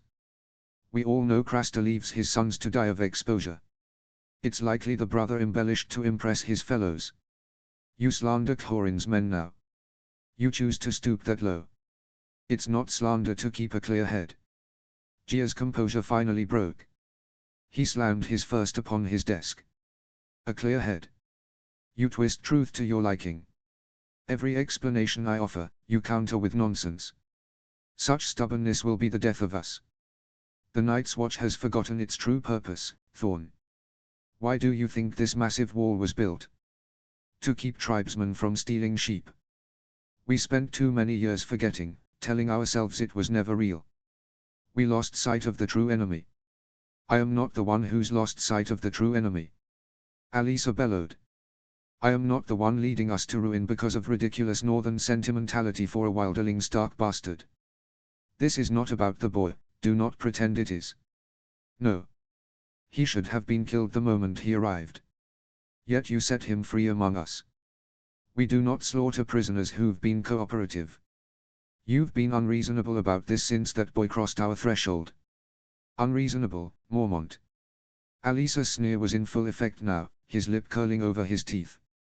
My only desire is to protect the watch. You think this is something else? That I'm trying to settle old scores? That I'm picking on him out of personal spite, because he's the spitting image of one of the men who overthrew my king and destroyed my life. Gia did not respond for a long moment. I would never accuse you of something so base. For all that we've been at cross purposes as of late, I respect you far too much for that. I would, however, advise you to choose your words more carefully. To remember that Robert Baratheon was your king, as will be his son Joffrey. And to remember your vows, carefully. Remember that those vows are more important than any life you may have led. Alisa was breathing hard, composing himself. He seemed to realize he had gone too far. Forgive me, Lord Commander. I forgot myself. You're forgiven. But Alisa, I will not tolerate your disrespect in this castle again. Your words have drifted dangerously close to treason against the Watch these last weeks, and I will not have you poisoning the opinions of those under you. Alisa breathed out low and stood to leave. Of course not, Lord Commander. I apologize for my past behavior, and I will amend it. Gia nodded, and turned back to his parchment. But I ask that you consider my words, came Alisa's voice. Consider what we've known for thousands of years. Wildings are not to be trusted. Gia nodded. I will. I value your opinion. I ask that you value mine in turn. Of course, Gia. So long as you remember what we're fighting for. Gia thought, suddenly, of the wilderling boy burning, on how he'd screamed. He sighed. I do. We fight for the realms of men. Alisa stared with an unreadable expression before turning and leaving without a word. The sun began to set, light pouring in golden through the windows. But still, Gia couldn't get his mind in place for writing. He wandered the yard, the halls, the galley, and found himself at the infirmary. The boy was sleeping, his arm swaddled in bandages halfway to the elbow. Gia had been fighting wildlings for decades. He had felt wildlings die under his own hands, had ordered his men to kill them, had watched impassively as wildlings were executed. And he'd been glad of it, had thought it his duty, had thought it honorable. Because wildlings were vicious, desperate, willing to do anything to cross the wall. He thought again of those ice eyes, of watching the corpse of a brother move with deadly grace. The boy had saved his life. Gia gripped the bedpost. The boy stirred. Uttered out a few incomprehensible syllables before opening his eyes. He stared at Gia suspiciously for a long moment. Gia found himself at a bit of a loss for words. Why are you here? The boy said finally. Gia cleared his throat. I trust Aemon has told you about your condition. The boy nodded, eyes still narrowed. Good, good. You were lucky, very lucky, that the burn wasn't worse. You'll have scars on your hand, but a scared hand is nothing. Aemon says you'll be well enough to move in a few days' time. The boy said nothing. I want to thank you, boy, for saving my life. You should have burned them, like I said, the boy snapped. I know. I was foolish. Silence stretched across the room. Eventually, Gia sighed. I want to ask you why. Why what? Why did you save my life? The boy looked away. After a long moment, he spoke. No one should die like that, crow or not. Especially not an elder. Distantly, Gia could hear Aemon chipping at some ice. Water had likely frozen in the basin. It was getting colder every day. If I doubted you at all in some part of myself, Gia began, then experience has been a cruel teacher. I've been made aware of the consequences of inaction with this enemy. A winter is coming such as this world has never seen. The boy simply looked at him. Gia supposed he wasn't saying much that the boy didn't already know. Nothing he hadn't said before.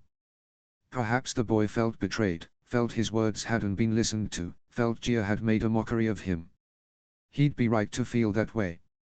If Gia had burned the bodies, 4 brothers would still live, and the boy would not be hurt. The paths forward were narrow. The Watch would ride to the King's Landing.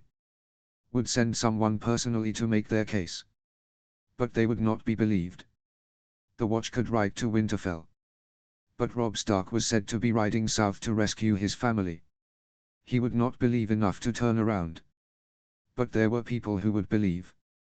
Who would fight with everything in them, because the other threatened everything they had. He needed to talk to Mance Rayder. It wouldn't be easy. Or popular. Even after so many years, it infuriated Jia, remembering Man's betrayal. He hated to think about how the other men would feel. Thorn would be apoplectic, as would his little circle of followers. Yet it needed to be done. Jia at least needed to see what Mans had to say, see if something could be done. And if Alisa was right and this was all an elaborate trick, well, he'd send a small party. Dedicated men. Perhaps could go himself, to face any consequences that would arise directly. And he could bring a guide that Mans might listen to. Jia turned to the boy. I told you we needed to build a bridge between our peoples. I mean to start, as soon as possible. If I put a party together to treat with Mans, would you come with us? The boy swallowed. He did not speak. You did not have to help me against this enemy, yet you did, Jia said softly. I mean to help you in return. Help your people in return. For too long the Night's Watch has failed in our vows. I seek to change that. Will you help me? The room was so quiet Jia could hear the great ice of the wall groaning. The boy met his eyes, and called out a single word in the silence. Yes. Notes. Yep, everything's gonna be just fine now. No more problems at all. Chapter 31, Interlude, PYP. Chapter text. If there was one thing Piper knew, it was how to be invisible. He'd served a lord in the Riverlands since he was barely old enough to walk, just as all his brothers and sisters did, just as his parents had before him, just as their parents had done before that. Little PYP had moved up quickly, quietly, from the stable to the laundry to kitchens, making food for the table of the Lord's grand guests. These guests never saw him, never spoke to him, never looked at him. He was fairly certain Lord Diari, who he'd served most of his life, didn't even know his name. Piper was told that his invisibility meant he was skilled. It was why he maintained his position, why he among the kitchen boys was chosen to bring food into the main hall, why he might someday move to serving at the high table itself. Because PYP didn't make the people he served think about him, and that was the most valuable quality a servant could possess. But it was difficult when the unimportance of your life was made plain every day of it. Because PYP liked being noticed. He liked singing and joking and making the other servants laugh with impressions of the old cook and the head steward and the aloof lady of the house. Part of him hated that he made himself small, hid himself away to get by. Still, he'd told himself it was worth it. His job in the kitchens meant a little more coin for his family to share. Not enough to keep hunger from gnawing at their bellies during winter. Not enough for a healer to save his youngest sister from the pox. But enough to keep them all in their own house with a mostly thatched roof, enough to make it so that hunger never became true starvation. His good position helped his family stay together, kept it so they didn't have to separate into the smithy and the stables and the Lord's residence, rarely to see each other. Piper knew he was luckier than some. He knew that well. Yet PYP remembered, as a child, stealing glances at the people in fine clothes as he brought out serving trays and retreated into shadow. Remembered wondering what it would be like to live so easily. What it would be like to have one of them notice him, notice that his eyes were red from mourning baby Janny, notice his frame was whip thin and his cheeks were scarred from the pox. Just to notice, and to offer him only a little more. And then, one day, one of them did. A strange lord from the capital itself had cornered PYP as he slipped back to the kitchen. He didn't know how old he'd been then, just as he didn't know how old he was now.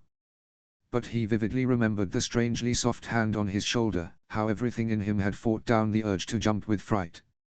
The Lord had crouched down, tried his best to meet PYP's eyes. But PYP had been too clever for that, knew a test when he saw one. He refused to drag his eyes up from their proper place on the floor. And the Lord had chuckled. Had asked, "What's your name, boy?" as if the answer mattered to him. PYP remembered he'd been afraid. At that age, he'd heard serving girls talk, been made aware of what could happen when a lord noticed a servant too much. But he'd answered. The Lord had invited him to his chambers, and Piper had tried not to let the pure fear choke him. It had been Lord Varys, Master of Whispers. PYP knew that well now. If you tell me the things you see, tell me the things you hear the ground people say, I will make it so your family is cared for. Make it so you might someday leave the serving table and have a home of your own. It had been a dream, back then. And PYP had taken to it, young and eager to please as he was.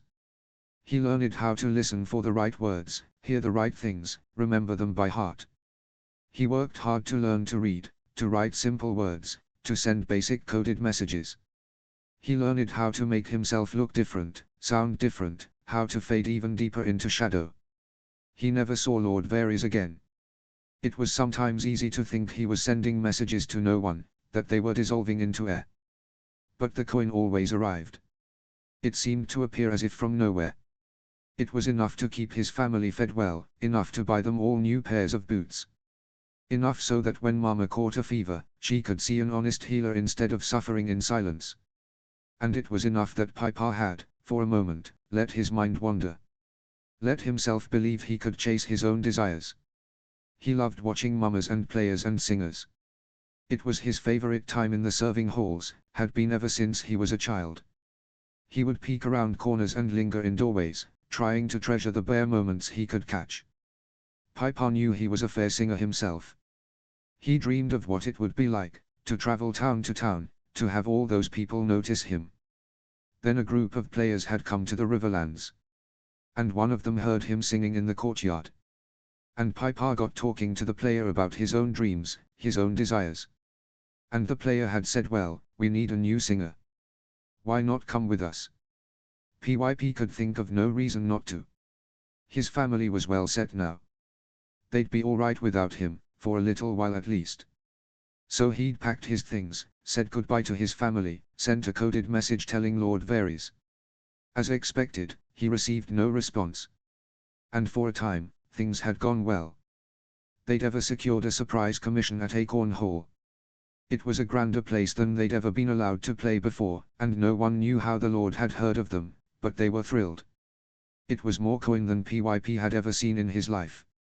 He dreamed of sending it back to his mother, of how they could maybe buy a cow of their own to last through winter. But that's not what had happened.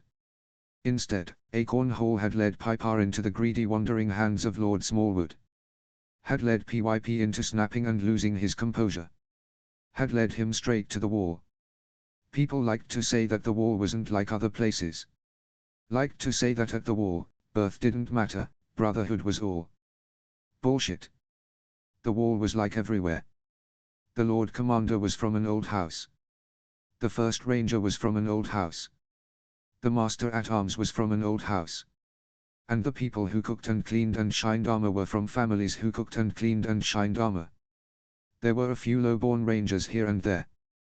But they seemed to still defer to the highborns at every turn. Good enough to die for the watch, not good enough to lead them. Shit scrapers from long lines of shit scrapers. It ate at Papa, ate at him as he froze in his moth-eaten black wool, ate at him as he shoveled snow and chiseled ice from doorways, ate at him as he thought on how he'd never see his mother again. He hated weapons training, hated being told how the most noble thing he could do was be gutted by some nameless wilderling in the forest. He hated the constant bickering and the endless insults and the sheer fucking boredom of it. Hated that he'd been so foolish, hated that he'd let himself believe he had choices. And then a letter from Lord Varys came.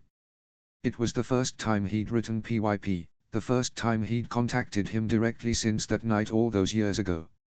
In perfect hidden coded handwriting, the Lord had offered his condolences at PYP's situation.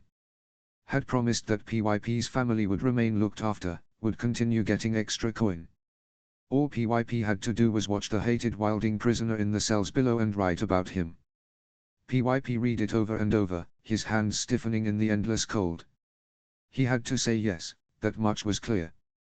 His family would have been alright with him gone for a season, but he hated to leave them without help for a lifetime. Still, he read the letter, and he thought on the surprise commission to Acorn Hall. And he wondered. The wilding was mostly boring to watch. He did what anyone in a cell would do. Whimpered, talked to himself, stared at nothing. When he was interrogated, he stuck to ridiculous stories about the living dead walking. Stories that were pure nonsense. At this rate, PYP's letters to Lord Varys would be short. It was only interesting when Sam came to visit. PYP was unsure what to make of Sam. On some days, he was disgusted by him. Watching someone born into such a position who'd clearly squandered every chance they had was maddening for someone who could only dream of such chances. Other times, he considered Sam with pity. He was clearly not a man interested in battle or fighting, and after hearing him speak of his father to the wilding, PYP was swept with rage at how cruel highborns could be to their own children. Most times, watching the two together, PYP saw Sam as almost a child. He knew nothing of the world, of its cruelties. He liked the wilding's grand tales of magic, of the dead risen again. He simply wanted a friend.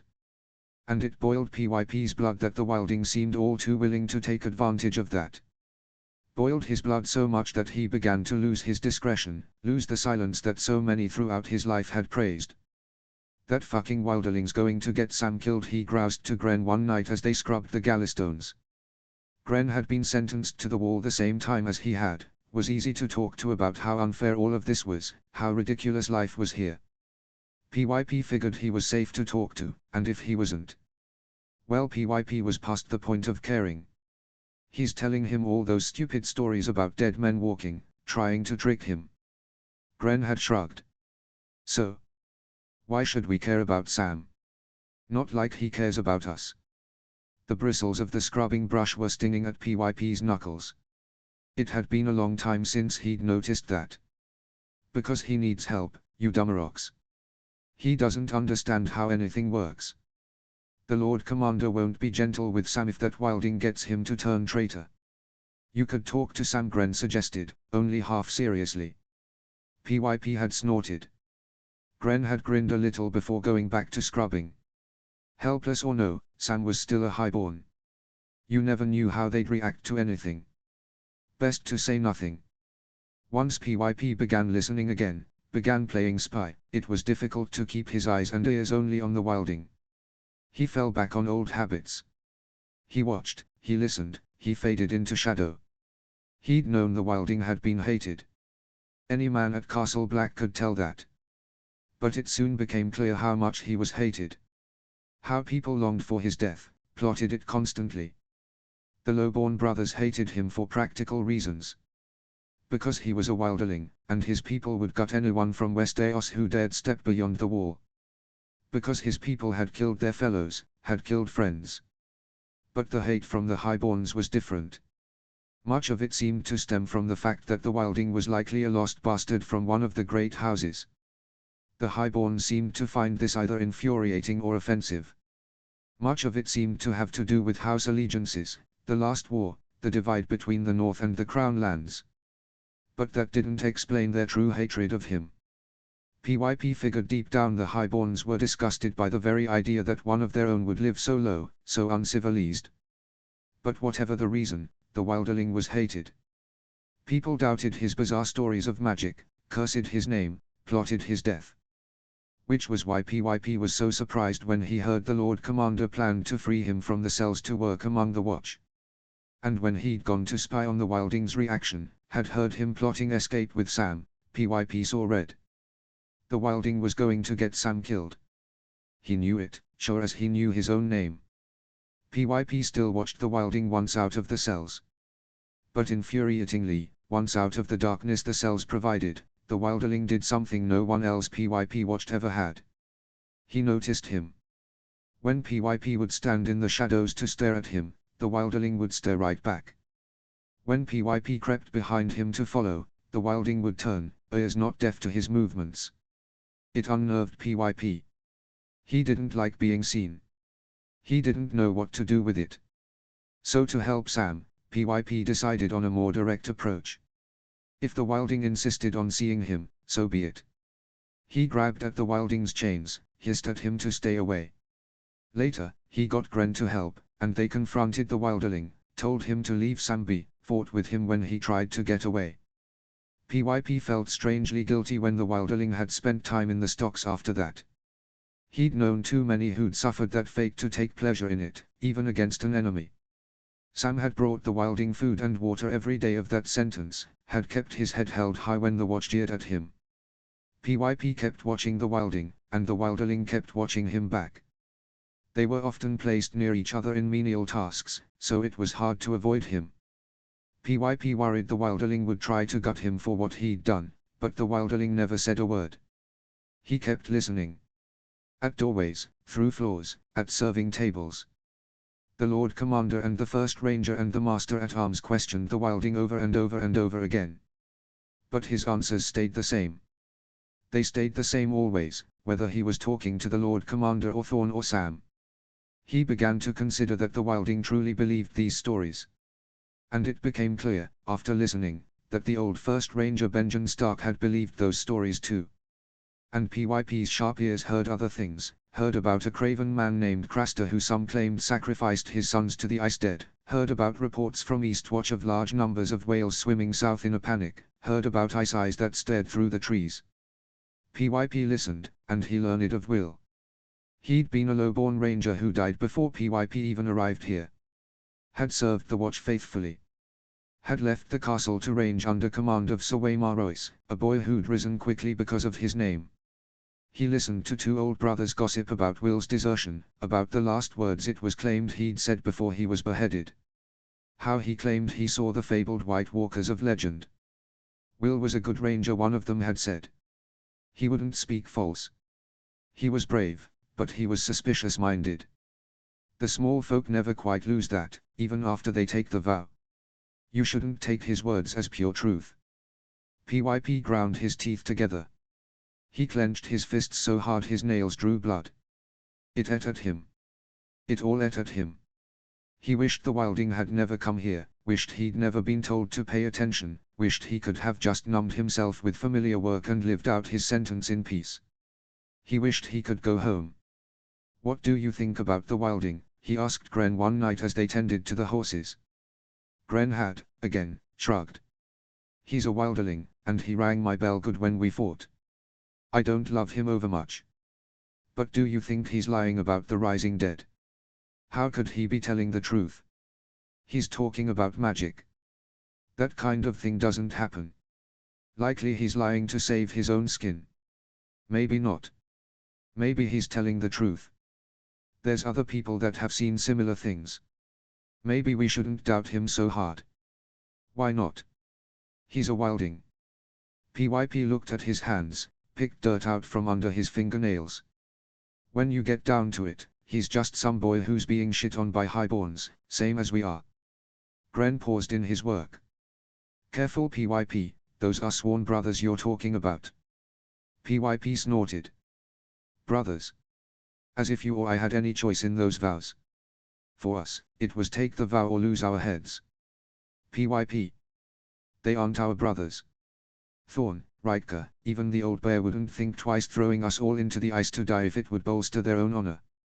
We'll always just be kitchen boys to them, no vow changes that. I worked on a farm, not in a kitchen." "It's a figure of speech, you ox," PYP countered, rolling his eyes. "Alls I'm saying is that I never worked in a kitchen." "Yeah, I can tell that by how you almost took your own thumb off peeling beets the other day. That wasn't the point of what I was saying." "Then what is?" Gren's voice was quiet. PYP considered it. "I don't know," he sighed. "I guess that I wish they'd all just go kill each other and leave us be." Gren put down his pitchfork, looked worriedly to either side. "Hush now." "Why?" PYP replied, voice curling towards anger. "The highborns aren't all bad, there's Ed. Ed's from a family so poor they may as well be small folk. Ed doesn't count." "What about Sam? You wanted to stand up Sam so badly." "Because he's helpless. He doesn't understand anything. He's human, not a snake like all the others." Gren put his hands on PYP's shoulders, met his eyes evenly. "PYP, look. I'm telling you this to look out for you. Nothing good has ever happened to someone who's talking like you're talking right now." PYP broke from the hold and returned to his work. "Good point, Gren," he said dryly. "After all, they might send me to the wall." He watched the wilding stick up for Sam in front of everyone. Stick up for Sam when he could be beaten for it. PYP couldn't square that with taking advantage of him. Not unless the wilding was truly stupid. He did what he often did when troubled, perched himself near the Lord Commander's office to listen, see if he could hear any news that would take his mind off things. He wished he hadn't. When he heard them speak of unnatural corpses, heard them speak of how they'd been brought through the gates into the heart of the castle, his blood ran cold. He'd listened for a location, then gone to see for himself. The blue eyes were the first thing he'd noticed. He didn't think he'd ever forget them. So he'd gotten the wilding, and when the wilding confirmed what these were, PYP didn't hesitate. He wasn't skilled with weapons, but he'd hack these things to bits if he needed to. He was no fool, he didn't want to die just to be certain it was real. But then he and the wilding had been caught. And so PYP had stated his opinion freely, uncomfortable with all the stares on him. But he had to say it, could not let this stand. Yet he'd been dismissed. Dismissed as stupid, dismissed as superstitious, dismissed as small folk. This is why it was easier to not be seen. He'd stared at the door to the room where the corpses were being kept all night, long after Gren had told him to go to bed. Gren stayed with him after, watching with him from a distance. Out of friendship or obligation to false brotherhood, PYP wasn't sure. But PYP was glad of the company. Together they waited, and they watched, and soon enough saw with their own eyes that the horror was real. The Lord Commander had taken their testimony seriously. PYP had never been more relieved. He listened, and he heard rumors that the Lord Commander planned to treat with the wildings, planned to fight this thing alongside them. Some of the brothers were shocked. Others, those who'd seen the dead move or those that believed without seeing, were almost glad of it. PYP himself was reassured. He was no warrior, he had no notion of how he and his fellows would fight such an enemy without help. But still others were enraged. And they provoked others, enraged them in turn. People were saying the Lord Commander was feeble, that his mind was going, that something needed to be done. It cut into PYP, a bone-deep fear. So PYP did what he did best. He watched. He listened. And one night, he heard. It's an outrage, Bowen March was saying through the floorboards. He's exiling you off to King's Landing while that creature gets to ride at his side ranging. It's losing Benjen that did it, came Athel Yarwick's voice. I respect the old man, but he took that hard. And with the boy looking just like him, Mormont's not thinking clearly. We're playing right into Raiders' hands, Thorne said. He knows the old man is a northerner at heart. He's manipulating that. Manipulating the love northerners hold for old tales and their sentimentality towards the Starks. That's why Raider sent the boy here in the first place. We cannot let this stand, Yarwick said. Man slaughtered one of our brothers on his way out the door, and who knows how many he's slaughtered since then. If he gets in the old man's ear, then he'll talk him into letting the wildings into the gift, and then they'll murder their way through 100 holdfasts. And with that fool Robb Stark and his army gone south, they'll face no resistance. Who knows how much land they'll take. And sending you away, Alisa, instead of having you in his ear. It's clear he's not seeing reason. He doesn't want you here to oppose him, to talk the men back towards sense. It's a shame, Yarwick repeated. He's been a good Lord Commander. But age makes fools of us all eventually. To think, a man like that, falling prey to old tales. Aye, it's a tragedy, Thorne agreed. But tragedy or not, something must be done. We cannot let this come to pass. Do we have an accord? I said the others. Then make yourselves ready. Find those who can be trusted. We must move quickly. PYP found himself wandering, made his way to the top of the wall. Looked out over the great expanse beyond. He wondered where the dead were. Could he see them, if he looked hard enough? He seemed to feel them, even now. Could feel their eyes on him. He was no fool. Despite what the men in that room thought, PYP had never been a fool. He knew what he'd seen. PYP was no seer, had not been gifted with such magic. His grandfather used to say that only highborns had the blood for true magic gifts, that they'd used those gifts to conquer the world. But seer or no, PYP knew what lay in front of them. If they stayed in the castle and changed nothing, fought the wildings like always and ignored the true enemy, they would die. All of them. He could see it in his mind's eye right now, could see them all as frozen corpses, cursed to move and kill forever. All the power games and squabbling between highborns forgotten in eternal frozen death. Alisa Thorne and Bowen Marsh and Athel Yarwick. All great men with important names who had likely never known real fear in their lives. Men like that had ruled PYP's whole life. He'd served them and spied for them and sung for them. And it had gotten him nothing. Had trapped him at the top of the world to freeze, to face death itself, far away from those who loved him. They'd taken everything.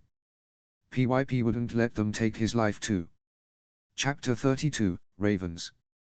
Chapter text. It was to be a small force that set out to find Mance. Only 30 men, Mormont said, himself included. In John's thinking, that was a bit foolish. A group of 30 men could be overcome easily by nearly any clan. But it was clear even to John that the Lord Commander was taking a risk doing this. That he wanted to minimize losses if things went badly. John himself, however, was hopeful. Crows were hated, yes, and for good reason. But he thought again and again on his last conversation with his foster father. On how they needed Castle Black to survive, needed the protection of the wall, the old knowledge buried there. So long as Mormont offered a good deal, so long as he offered to let those who could not fight find safety behind the wall, Mance would accept. The clans would accept. There was ancestral hatred for the Crows, but that wasn't enough for people to risk their children. It wouldn't be easy, but there was a path here. A path where the battle could be focused on the ice gods, where free folk and kneelers could work as one. All John had to do was talk to Mormont, work on him on their way to Mance, get the man to offer the best deal possible. The path was being cleared. So long as the party could leave without incident. It was clear even to John, who was largely set outside Crow politics, that Mormont's idea was unpopular. That many of the other Crows, especially those in high positions, hated him for it. In some ways, things were better for John than they had ever been at Castle Black. John was allowed to move unshackled. Some of the Crows, those who had seen the ice dead with their own eyes or believed those that did, had warmed a bit to John. But others were more vicious to him than ever before. More than once John found himself hiding to avoid a beating or worse. John was strangely grateful for Crow hierarchy then, grateful this truce could move forward in spite of the objections of Thorn and his fellows. If a free folk chieftain proposed an idea this unpopular, he would have found a mutiny on his hands. Sam was nervous too, worried at the objections of his brothers. I see them gathering in corners, hear them whispering when they think I can't hear. Too many of them don't like this, John. He cautioned John never to be caught alone, never to go anywhere unless Sam was there beside him. You plan to protect me, Sam? John had grinned. Sam had smiled back. Of course I do, John. They prepared for the journey together. After coaxing Mormont, John had convinced him to take Sam along. John spent the days teaching him words in the Antler River language, showing him how to wrap his boots for warmth, explaining the best ways to keep from cutting in. Sam seemed eager at the instruction, took pleasure in any knowledge he could find. He scrounged a blank leather notebook and some charcoal from Maester Eamon, said he planned to take notes on everything he could beyond the wall. As the preparations wore on, John grew more and more excited. He was so close to going home, so close to seeing Mance and Tormund and Ygritte. So close to being back with those he loved. The day could not come soon enough. He longed for the cold clear morning where they'd finally set out, where his nose would taste frozen clean air, where he'd bond with Ghost and finally be himself again. Soon. He'd be home soon.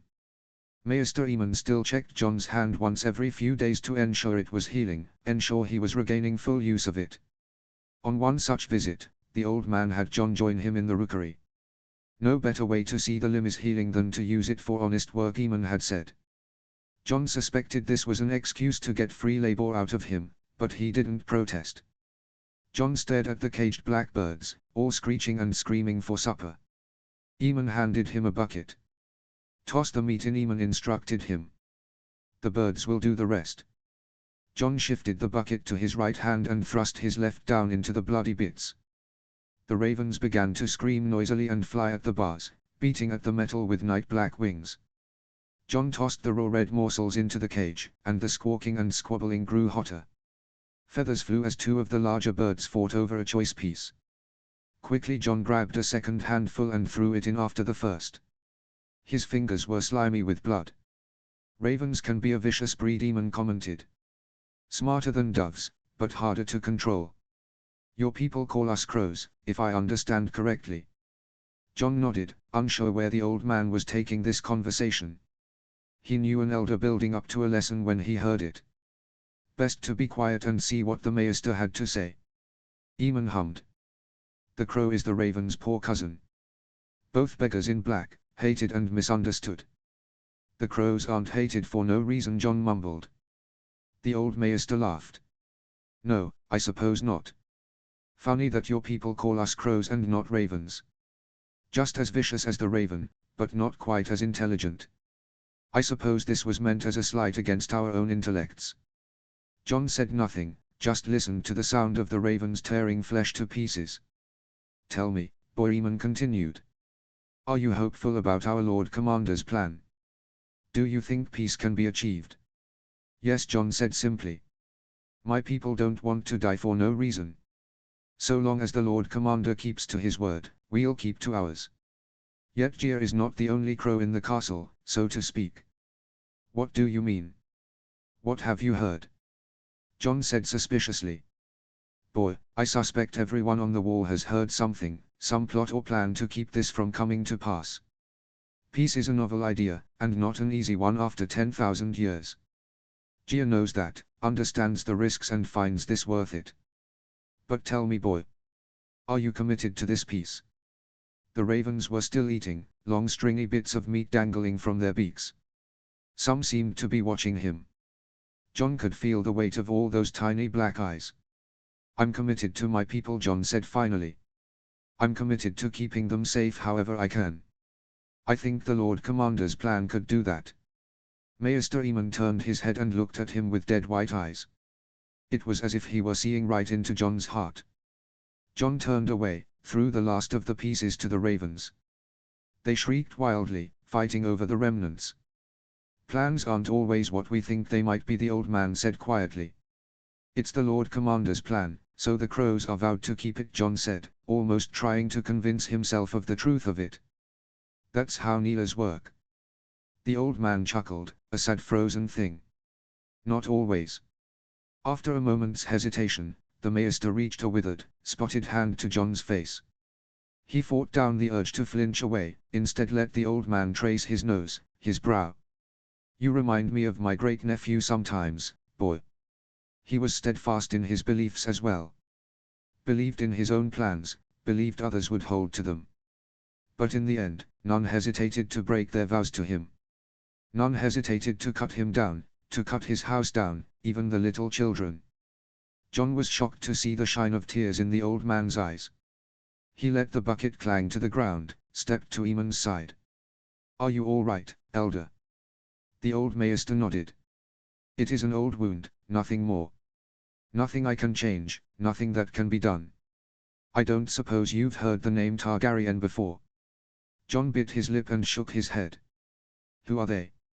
No one, now. Just a ruined house, dead and slowly forgotten, betrayed by all who cared for them. Were they your family, maester? The old man nodded. They were. And now I am the last. He touched the maester's chain that hung loosely around his neck. Seemed to try to compose himself. If the cold winds are rising and the dead come to claim us, then this peace could be our savior. Remember that. Commit yourself to it. Even through broken vows and scattered plans. For there is no worse fate than finding yourself the last. The old man trailed off to stare at the ravens in their cages. John sat with him a long time, unsure of what to say. John was dragged roughly from a deep sleep. He thrashed, panicked, grasping for the bone knife in his furs before remembering where he was. The skinny crow, Piper, stood above him, a single candle in his hand. Get dressed, he said, voice quiet. Gren's fetching Sam. We have to be quick. What's going on? John whispered, eyes still adjusting to the candlelight. Some raven came in and got Thorne's men all excited. They are coming to kill you. Tonight. Chapter 33, Honor. Notes. FYI/warning, there is a character death in this chapter. There's also a graphic wound description. Chapter text. Put this on, PYP was saying, tossing John a black coat. It'll hide you better, make you harder to pick out. Till you leave the castle at least. Once he would have balked at wearing crow colors, but he didn't wish to lose his life tonight. What exactly did you hear? He asked as he pulled it on. Some news from the south came in, some rumor about Ned Stark being murdered. Sorry, I know he might have been your. Why'd that make them want to kill me? Jon cut in. Well, they said with all the chaos and war sure to follow down south, no one would care about what happens here, so it was a good time to move forward with their plan. They were going to say they killed you for. Sam burst in, PYP's friend Gren beside him. Oh gods, Jon, are you alright? Hush. PYP whispered harshly. Do you want to wake the whole castle? It's just, when Gren told me what was happening, and he told me we needed to be armed, he gave me a dagger. PYP strode over and slapped a hand across Sam's mouth. If we're going to get him out of here, he breathed, we have to do it quietly. Understand? Sam nodded under PYP's hand. Good, PYP said, and released him. He turned back to Jon, grabbing a pair of boots and throwing them his way. Take these.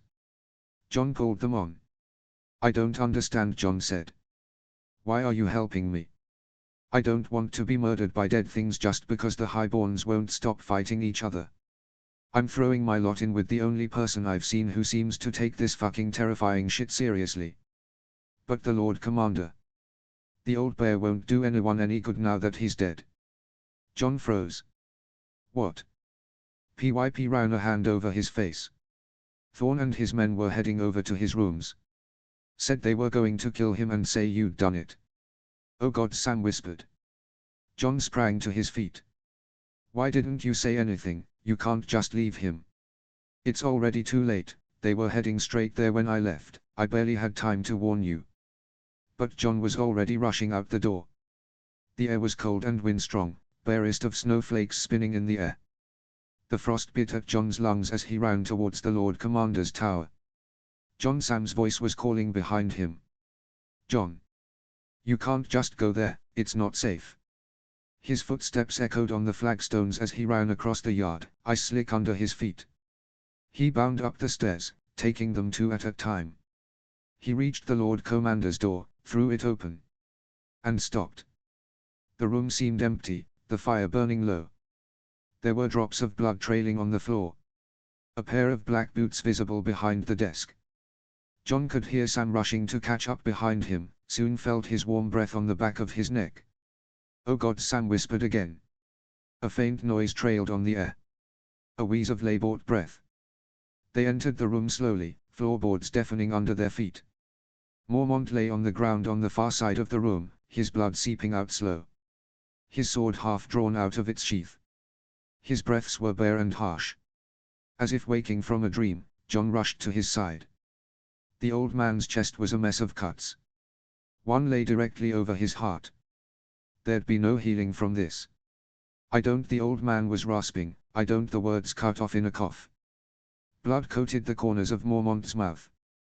Jon took the old man's head in his hands. Found himself stroking white hair. He'd had no love for this man. He was a crow, an enemy. Yet he'd listened to Jon, had sought to carve a path forward, protect those Jon loved. He did not deserve to die like this, cut down by his own. Sam was saying somewhere far away. Jon, we can't be here. If they plan to claim you killed him, we can't be anywhere near. His voice cut off abruptly. Jon turned to look at him. Sam's eyes had gone frantic, like a trapped animal. Breaths were stuttering out of his mouth, fogging in frozen air, forestalled words that never found shape. Jon followed Sam's eyes to the doorway. Thorn stood there. He moved forward slowly. His shadow filled the room, blacked out the dim firelight, plunged Mormont's dying face into darkness. Well, the crow said quietly after a long moment. I guess this makes for quicker work than expected. Easier to stage the scene. Where are the others? Sam choked out finally. Don't you worry about that, Thorn grunted. Not your concern anymore. Jon felt himself staring, felt his eyes ache with the force of it, felt them freezing in his skull. You killed him, he said, voice dulled. Thorn sniffed. By morning the watch will think you did. Though you won't be here to see it. The fire was dying, room growing darker with every breath. You killed him, John repeated. He was yours, and you killed him. Thorne's face twisted. Don't you speak of this, Wilderling, he choked. Don't you dare. You have no idea of it. I loved that man, I did, we all did. But this had to be done, for his own sake. It was better for him to die with his honor, die as a brother, than live as a traitor. John placed Mormont's head gently on the worn wooden floor. With one swift motion, he drew Mormont's sword fully and rose, facing Thorne. You killed him, he said once more. Thorne huffed bitterly. You going to fight me, boy? You've no idea how to even hold a weapon like that. It was true. John had rarely held swords, and never one so heavy. But he had wielded a spear, wielded an axe. In the end, it was much the same. He swung at Thorne wildly, grazing him in the shoulder. The man sputtered, reached for his weapon, but John moved quick, aimed for the man's face. This time, the hit was true. The sword sliced through the crow's nose, his cheek, his mouth. John felt the flesh give, felt the blade hit bone. The crow screamed, gurgled. John pulled the blade back, felt the spray of blood hit him, smelled it sharp upon the air. Thorne staggered, clutched at his ruined nose, hanging from his face with the barest threads of skin. Broken bits of teeth hit the floor. John grabbed the crow by the hair and threw him to the floor by the hearth. He rammed Thorne's head into the stone again and again and again until he could feel the blood coating his hands, could watch it spreading out slow in the bare firelight. He was breathing hard, hair hanging in his eyes. John ran a hand through his curls, felt Thorne's blood stick it back. The flame was nearly dead now, barest embers popping in the grate. John, came Sam's whispered voice. He could hear the shock in it. John, we have to go. A moment, John said. He stood, moved back to Mormont, wiping the sword clean on his sleeve. The man was still living, his short breaths near silenced. John knelt beside him. He breathed out low. May your ash catch on the air and be brought to Weirwood, John murmured. May you win through the roots and meet familiar friends there. May the sun shine through you, and in it may you live once more. He tried to place the sword on Mormont's chest. With the slightest movement, the man shook his head. Take it, he mouthed, his voice a whisper. Stories, the long night, take it. John gripped the sword's hilt. The metal was frozen under his fingers. He nodded. Tucked the blade beside him. Sam, John said quietly. Can you hand me the dagger Gren gave you? Footsteps creaked across the floor. Sam extended the dagger hesitantly. John took it, looked the Lord Commander in his fading eyes, asking a silent question. Mormont nodded. John steeled himself. Elder, I free you from the bonds that bind you here. He dragged the blade across the old man's throat. The blood bloomed, and Mormont breathed his last, pain ended. He could see the cold moon rising through the window, light spilling onto the floor. His hands were shaking. We have to. I know, John cut in. I know we have to move quickly. He could see burn scars on the floor, remnants from only a few weeks past, when he'd saved Mormont's life. There was a scroll on Mormont's desk. John stood quickly, grabbed it, brought it to the dying embers until the flame took. John tossed it onto the wooden floor, beside the cooling body. He picked up the sword, the weight too heavy. Let's go, he called to Sam. The room began to flicker with yellow light. Chapter 34, Ride. Chapter text. They moved through the courtyard, through stone hallways, clinging to shadows, trying to vanish whenever they heard footsteps, heard voices. The stable seemed far away, too far, with blood dripping from John's hands and Sam breathing heavy from shock beside him. In the corner of John's eyes, he could see frames flickering, rising into the sky. You need to go now, Sam was whispering, gulping in air. You need to go as far as you can. They'll never stop hunting you now. Hush, John whispered, conscious of marching nearby. They crouched in silence, breath fogging in the frozen air. A gust of smoke on the wind made his throat constrict. He forced down a cough. The marching seemed to be fanning everywhere, the sounds of panicked screams echoed in the air. Some footsteps drifted too close. Sam paled. This way, he said, grabbing John's arm, pulling him towards a narrow passageway. They twisted and turned through the dark castle, almost being caught 100 times, before Sam pushed them through a door into the glorious safety of the stables. PYP and Gren stood near the horses, looking grim. What in the seven hells did you do? PYP hissed. The old man listened to me, John said shortly. He didn't deserve to rise as one of them. And now he won't. You set the fucking castle on fire. We need to get him out, Sam cut in quickly. They'll never let John live if they find him now. Or us for that matter for helping him. Gren paled. I didn't do anything, I'm just standing here. Shut up, PYP bit out. He's right, we all have to go. We can't. Gren yelped. They all flinched at the sheer volume. Shut it. But there's nowhere to go, Gren insisted, more quietly. We can't go beyond the wall, not now. Everyone's awake, between us and the gate. And besides, they'll be looking for him there. But if we go south, someone'll catch us eventually, and they'll cut our heads off for deserting. We won't get caught, Sam said quietly. I made a plan before, on how to escape. We can still use it. We'll ride south tonight, ride hard for the night fort.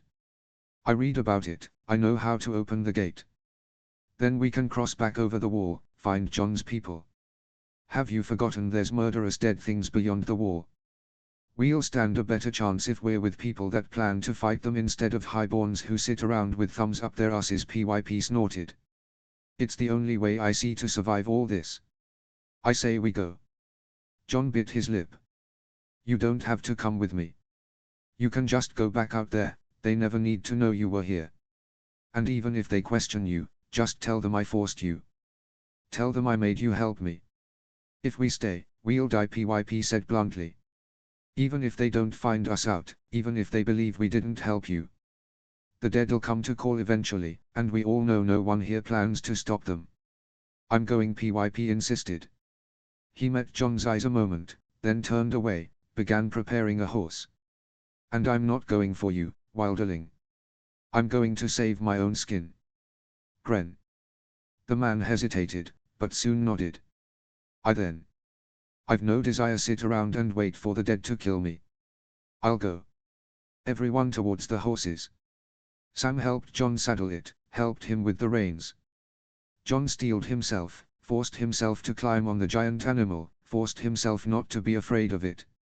John mounted, the reins in his hand, and wheeled the horse around to face the night.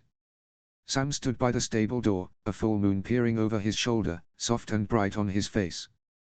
What is it, Sam? The crow hesitated. His voice was hushed. I just wanted you to know that, well, I am going for you. Even after everything that happened tonight, I wanted to thank you. For being my friend. And despite the panic, the blood on his hands, the smell of smoke in the air, John felt comforted. Get to a horse. PYP hissed at Sam. Do you want to wait for them to find us? Sam moved quickly towards an old mare. She was prepared quickly, silently, and soon enough they were ready. The wind whispered through the stables, a cold dead breath on their faces. They paid it no mind as they rode out into the night. Crows watched from the wall behind them, but their eyes were turned north, turned to the castle engulfed in flame. The crows did not look south. No one saw them go. Chapter 35, Beyond. Chapter text. Moonlight silvered the hills as they rode, picking through fields and bushes and streams to throw off pursuit. They kept the wall in sight of them. Sam had said it wasn't manned between Castle Black and the night fort, had said none would be there to see them moving through the trees. John hoped he was right. It began to snow as they rode, and John took it as a blessing from the old gods. Yes, the ground was slippery. But snow covered their tracks, made it easier for them to hide. Occasionally, John would glance around him, at the men in black riding by his side.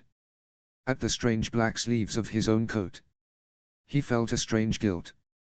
Guilt for tearing these men away from a place that was familiar to them, guilt for displacing them, for making them outsiders among their own people, for shaking them from their notions of safety. Only they hadn't been safe. Not really. The only difference was they understood that, now. Besides, they'd made their own choices. John hoped they'd live by his side. He hoped Sam would live. Hoped with everything in his heart that Sam would not die uselessly after all that had passed between them. The weight of the old man's sword was heavy on John's belt. He was not used to such a weapon. He had no idea what to do with it. But Mormont had given him this weapon with his dying breath. That was something John would not deny, would not take from him. The snow was falling thicker now, but they rode on, forced themselves forward. There was no time for rest, not until they reached their destination. The sun rose, then dipped, then began to rise once more. They paused occasionally to let the horses rest, but after a while it helped little. The animals were exhausted. They needed sleep. So did they, for that matter. Panicked wakefulness had long left John's body, leaving him weak, eyes dropping. Sam perked up suddenly. "There," he shouted, pointing towards a blot in the distance. "I think that's it. The ruins, that's the night fort." They forced themselves forward, leading their horses, bone-tired. As they grew closer, John began to see how massive the ruin was, larger and darker even than Castle Black. Its broken towers stood against the white wall like blood-stained fangs. John shivered from something deeper than cold. Soon enough, they reached the ruin. It was a maze, twisting in confusing patterns nonsensical to John. But there were stables, and old beds to rest in. Uneasy as this old crow castle made him, John found he couldn't deny himself sleep. So he laid himself down, pulled moth-eaten fur over him, and let himself sink. It didn't matter if he was in a castle heavy with dark crow magic. He was free. He had allies by his side. And he was going home. A long time later, he woke, stretched lazily. PYP was still laid out snoring, Gren playing with some old knife, Sam flipping through a half-burned book. When John woke, Sam started, moved towards him eagerly. "I found food if you want it, John." "Hardtack." "It's very old, but it's edible." He held out some strange stale bread. John took it. It felt like a stone under his hands. "It wouldn't eat that," Gren snorted. "It's probably like 100 years old." "The other castle store supplies here sometimes, it's not that old," Sam insisted. Tentatively, John nibbled at a corner of it. It wasn't the worst thing he'd eaten. It would do for now, until they got beyond the wall, were able to do proper hunting. Gods, he'd be able to hunt again. Be able to walk under the open sky again. Be able to be his own man for the first time in gods knew how long. John wiped at his eyes with one hand. "There's coats too," Sam was saying. "And other clothing. A bit worn down, and everything black. But they should keep us warm." John nodded. "We'll need to stay warm where we're going. Home." He was almost home. "We should look for any other supplies we can," Sam was saying. "Make sure we're ready for the journey." John nodded. His companions had never been beyond the wall, had never hunted its forests or fished in its streams. They'd need what supplies they could find to help them. "I'll go." John wandered around the twisted halls, around ruined stone, around snow piles from holes littering the roof. Soon enough, he came to what looked to be the kitchens. It was battered by time, the roof barely standing, stones in the walls falling to pieces. John turned a corner. He stilled. A young weirwood grew in the ruins. Wild, gnarled, its roots breaking through flagstone, its branches bursting the bare roof into pieces. It settled John, seeing it. Seeing this wild piece of the old gods, of the lands beyond the wall, breaching this old place of order. Seeing the gods of his people in this former haven for crows. The weirwood's face was wise. It made John feel known. John knelt at the weirwood's roots. He cut his hand, slightly, just enough to leave a smear of blood on bone-white bark. He put his forehead on the cold ground, felt the great tree rising around him, felt its branches stirring overhead. Lowly, he breathed out his thanks. Later, he found a set of stairs. Curiously, he started up them. They seemed to climb up endlessly, higher and higher. John's legs ached, but still he climbed. Soon the air shifted, the wind brushing his face. He came to a door. There was light beyond it. John tentatively pushed it open. He walked out one step, then another. Looked down and down and down below him. He was on top of the wall. John stared at the frozen trees beyond, at the gentle slopes of the hills, at the mountains that rose sharply in the distance. He looked at the birds stirring in flocks on the wind, looked at the rivers cutting through the land, looked towards the distant place in the wood that had been his dearest home. Ghost was out there. And Ygritte. Tormund. Mance. All of them. He'd nearly given up, in that cell. Had nearly believed he'd never see them again. But he would. They were out there. He'd find them. A small cough drove him from his thoughts. Sorry, Sam's voice said. Came up to check on you. Did you climb up here? John asked. There's an wooden old mechanical lift, PYP and Gren helped me use it. John nodded. Lucky none of it rotted away. Sam looked ill suddenly, as if that possibility hadn't occurred to him. We'll take the stairs down, John said steadily. They're safe. Sam shook himself, glancing nervously at the horizon. You've been up here a while. Sun's starting to set. John bit down on a smile. Just wanted to get a look at the view. Sam came to stand beside him, looked to the forest below. I've spent my whole life staring up at this wall, John said quietly. I never thought I'd be up here, looking down. Well, you'll be staring up at it again soon enough, Sam said, voice wavering. We'll be riding into the forest soon. Sam's throat worked. His eyes were huge. He was afraid, John realized.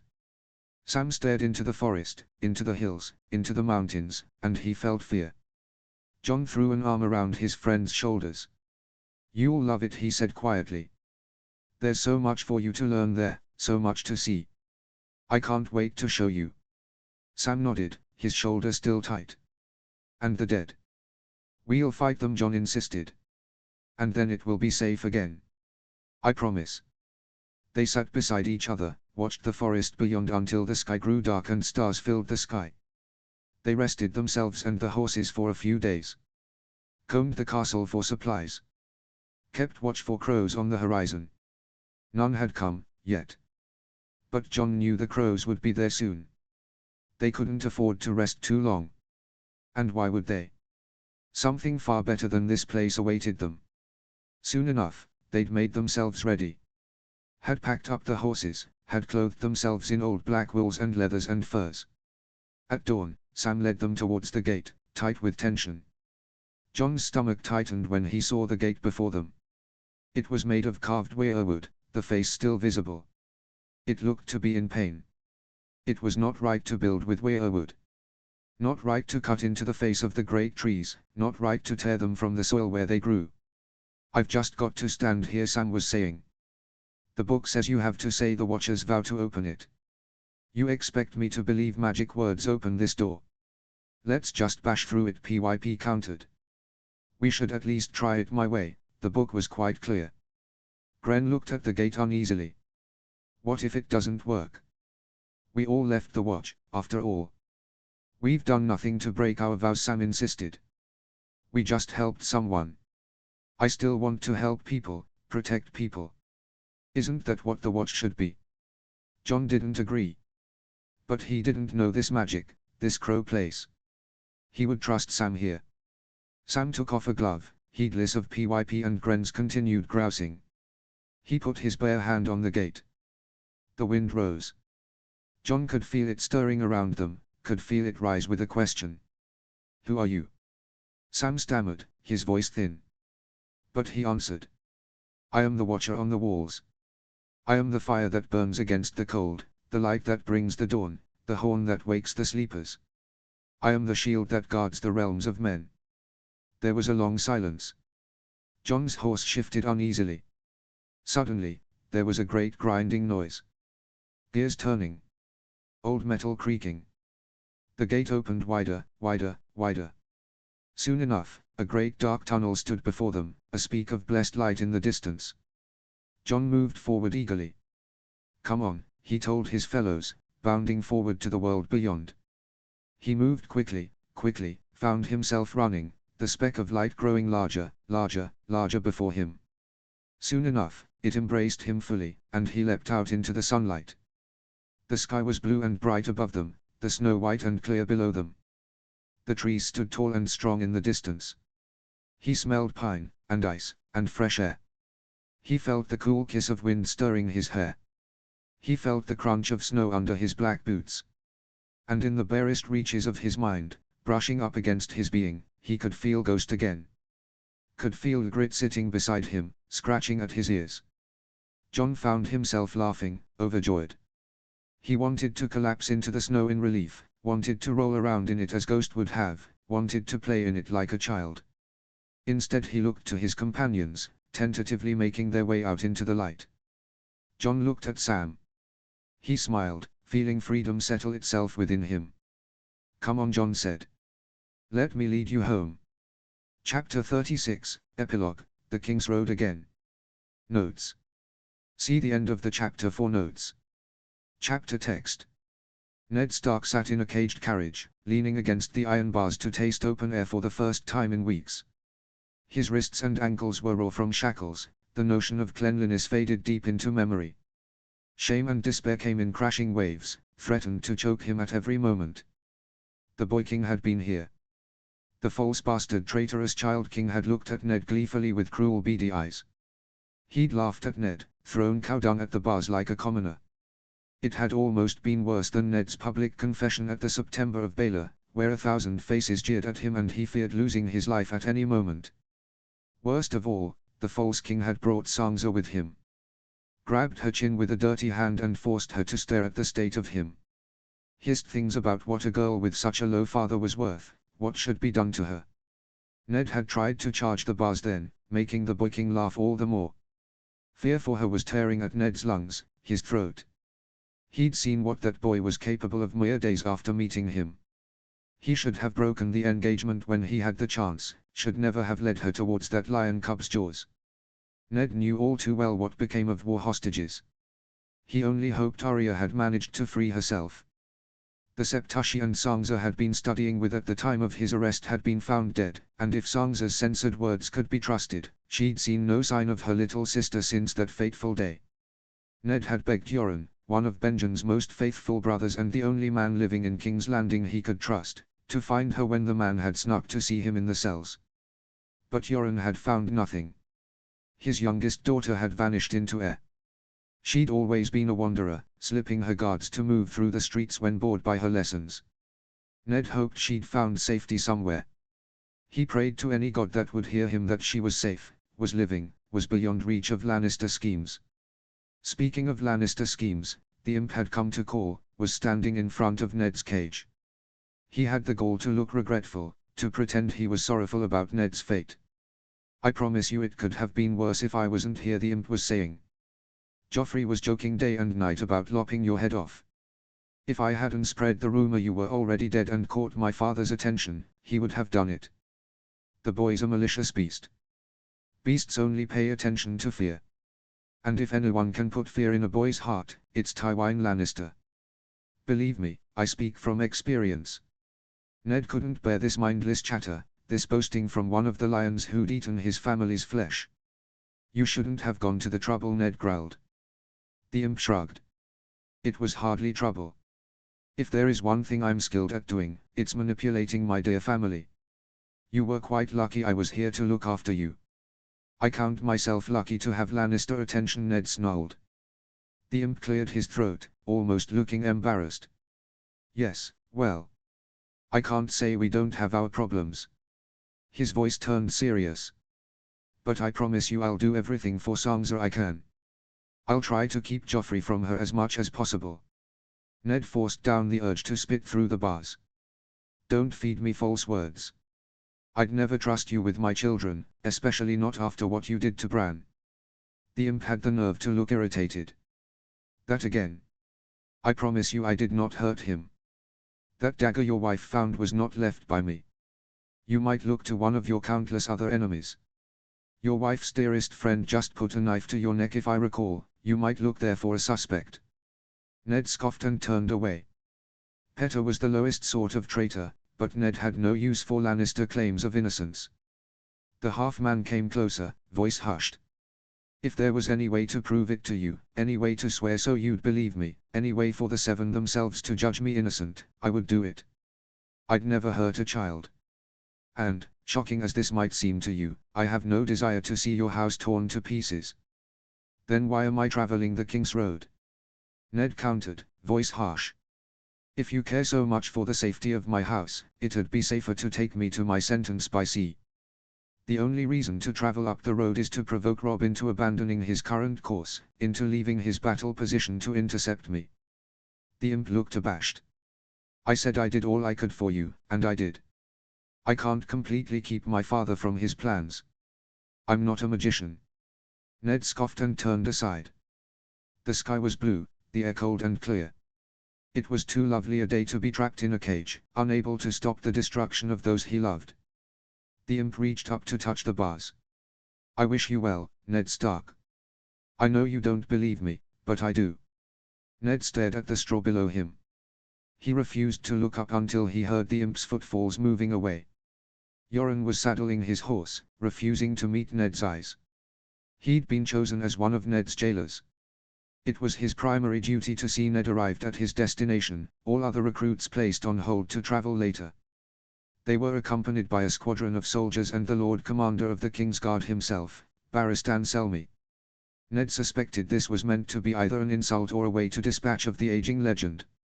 After all, only true Lannister loyalists were allowed in Joffrey's King's Landing. He thought again on Sansa's eyes, on the pure fear he'd seen in them when Joffrey had come to call. It tore him in half to think of it.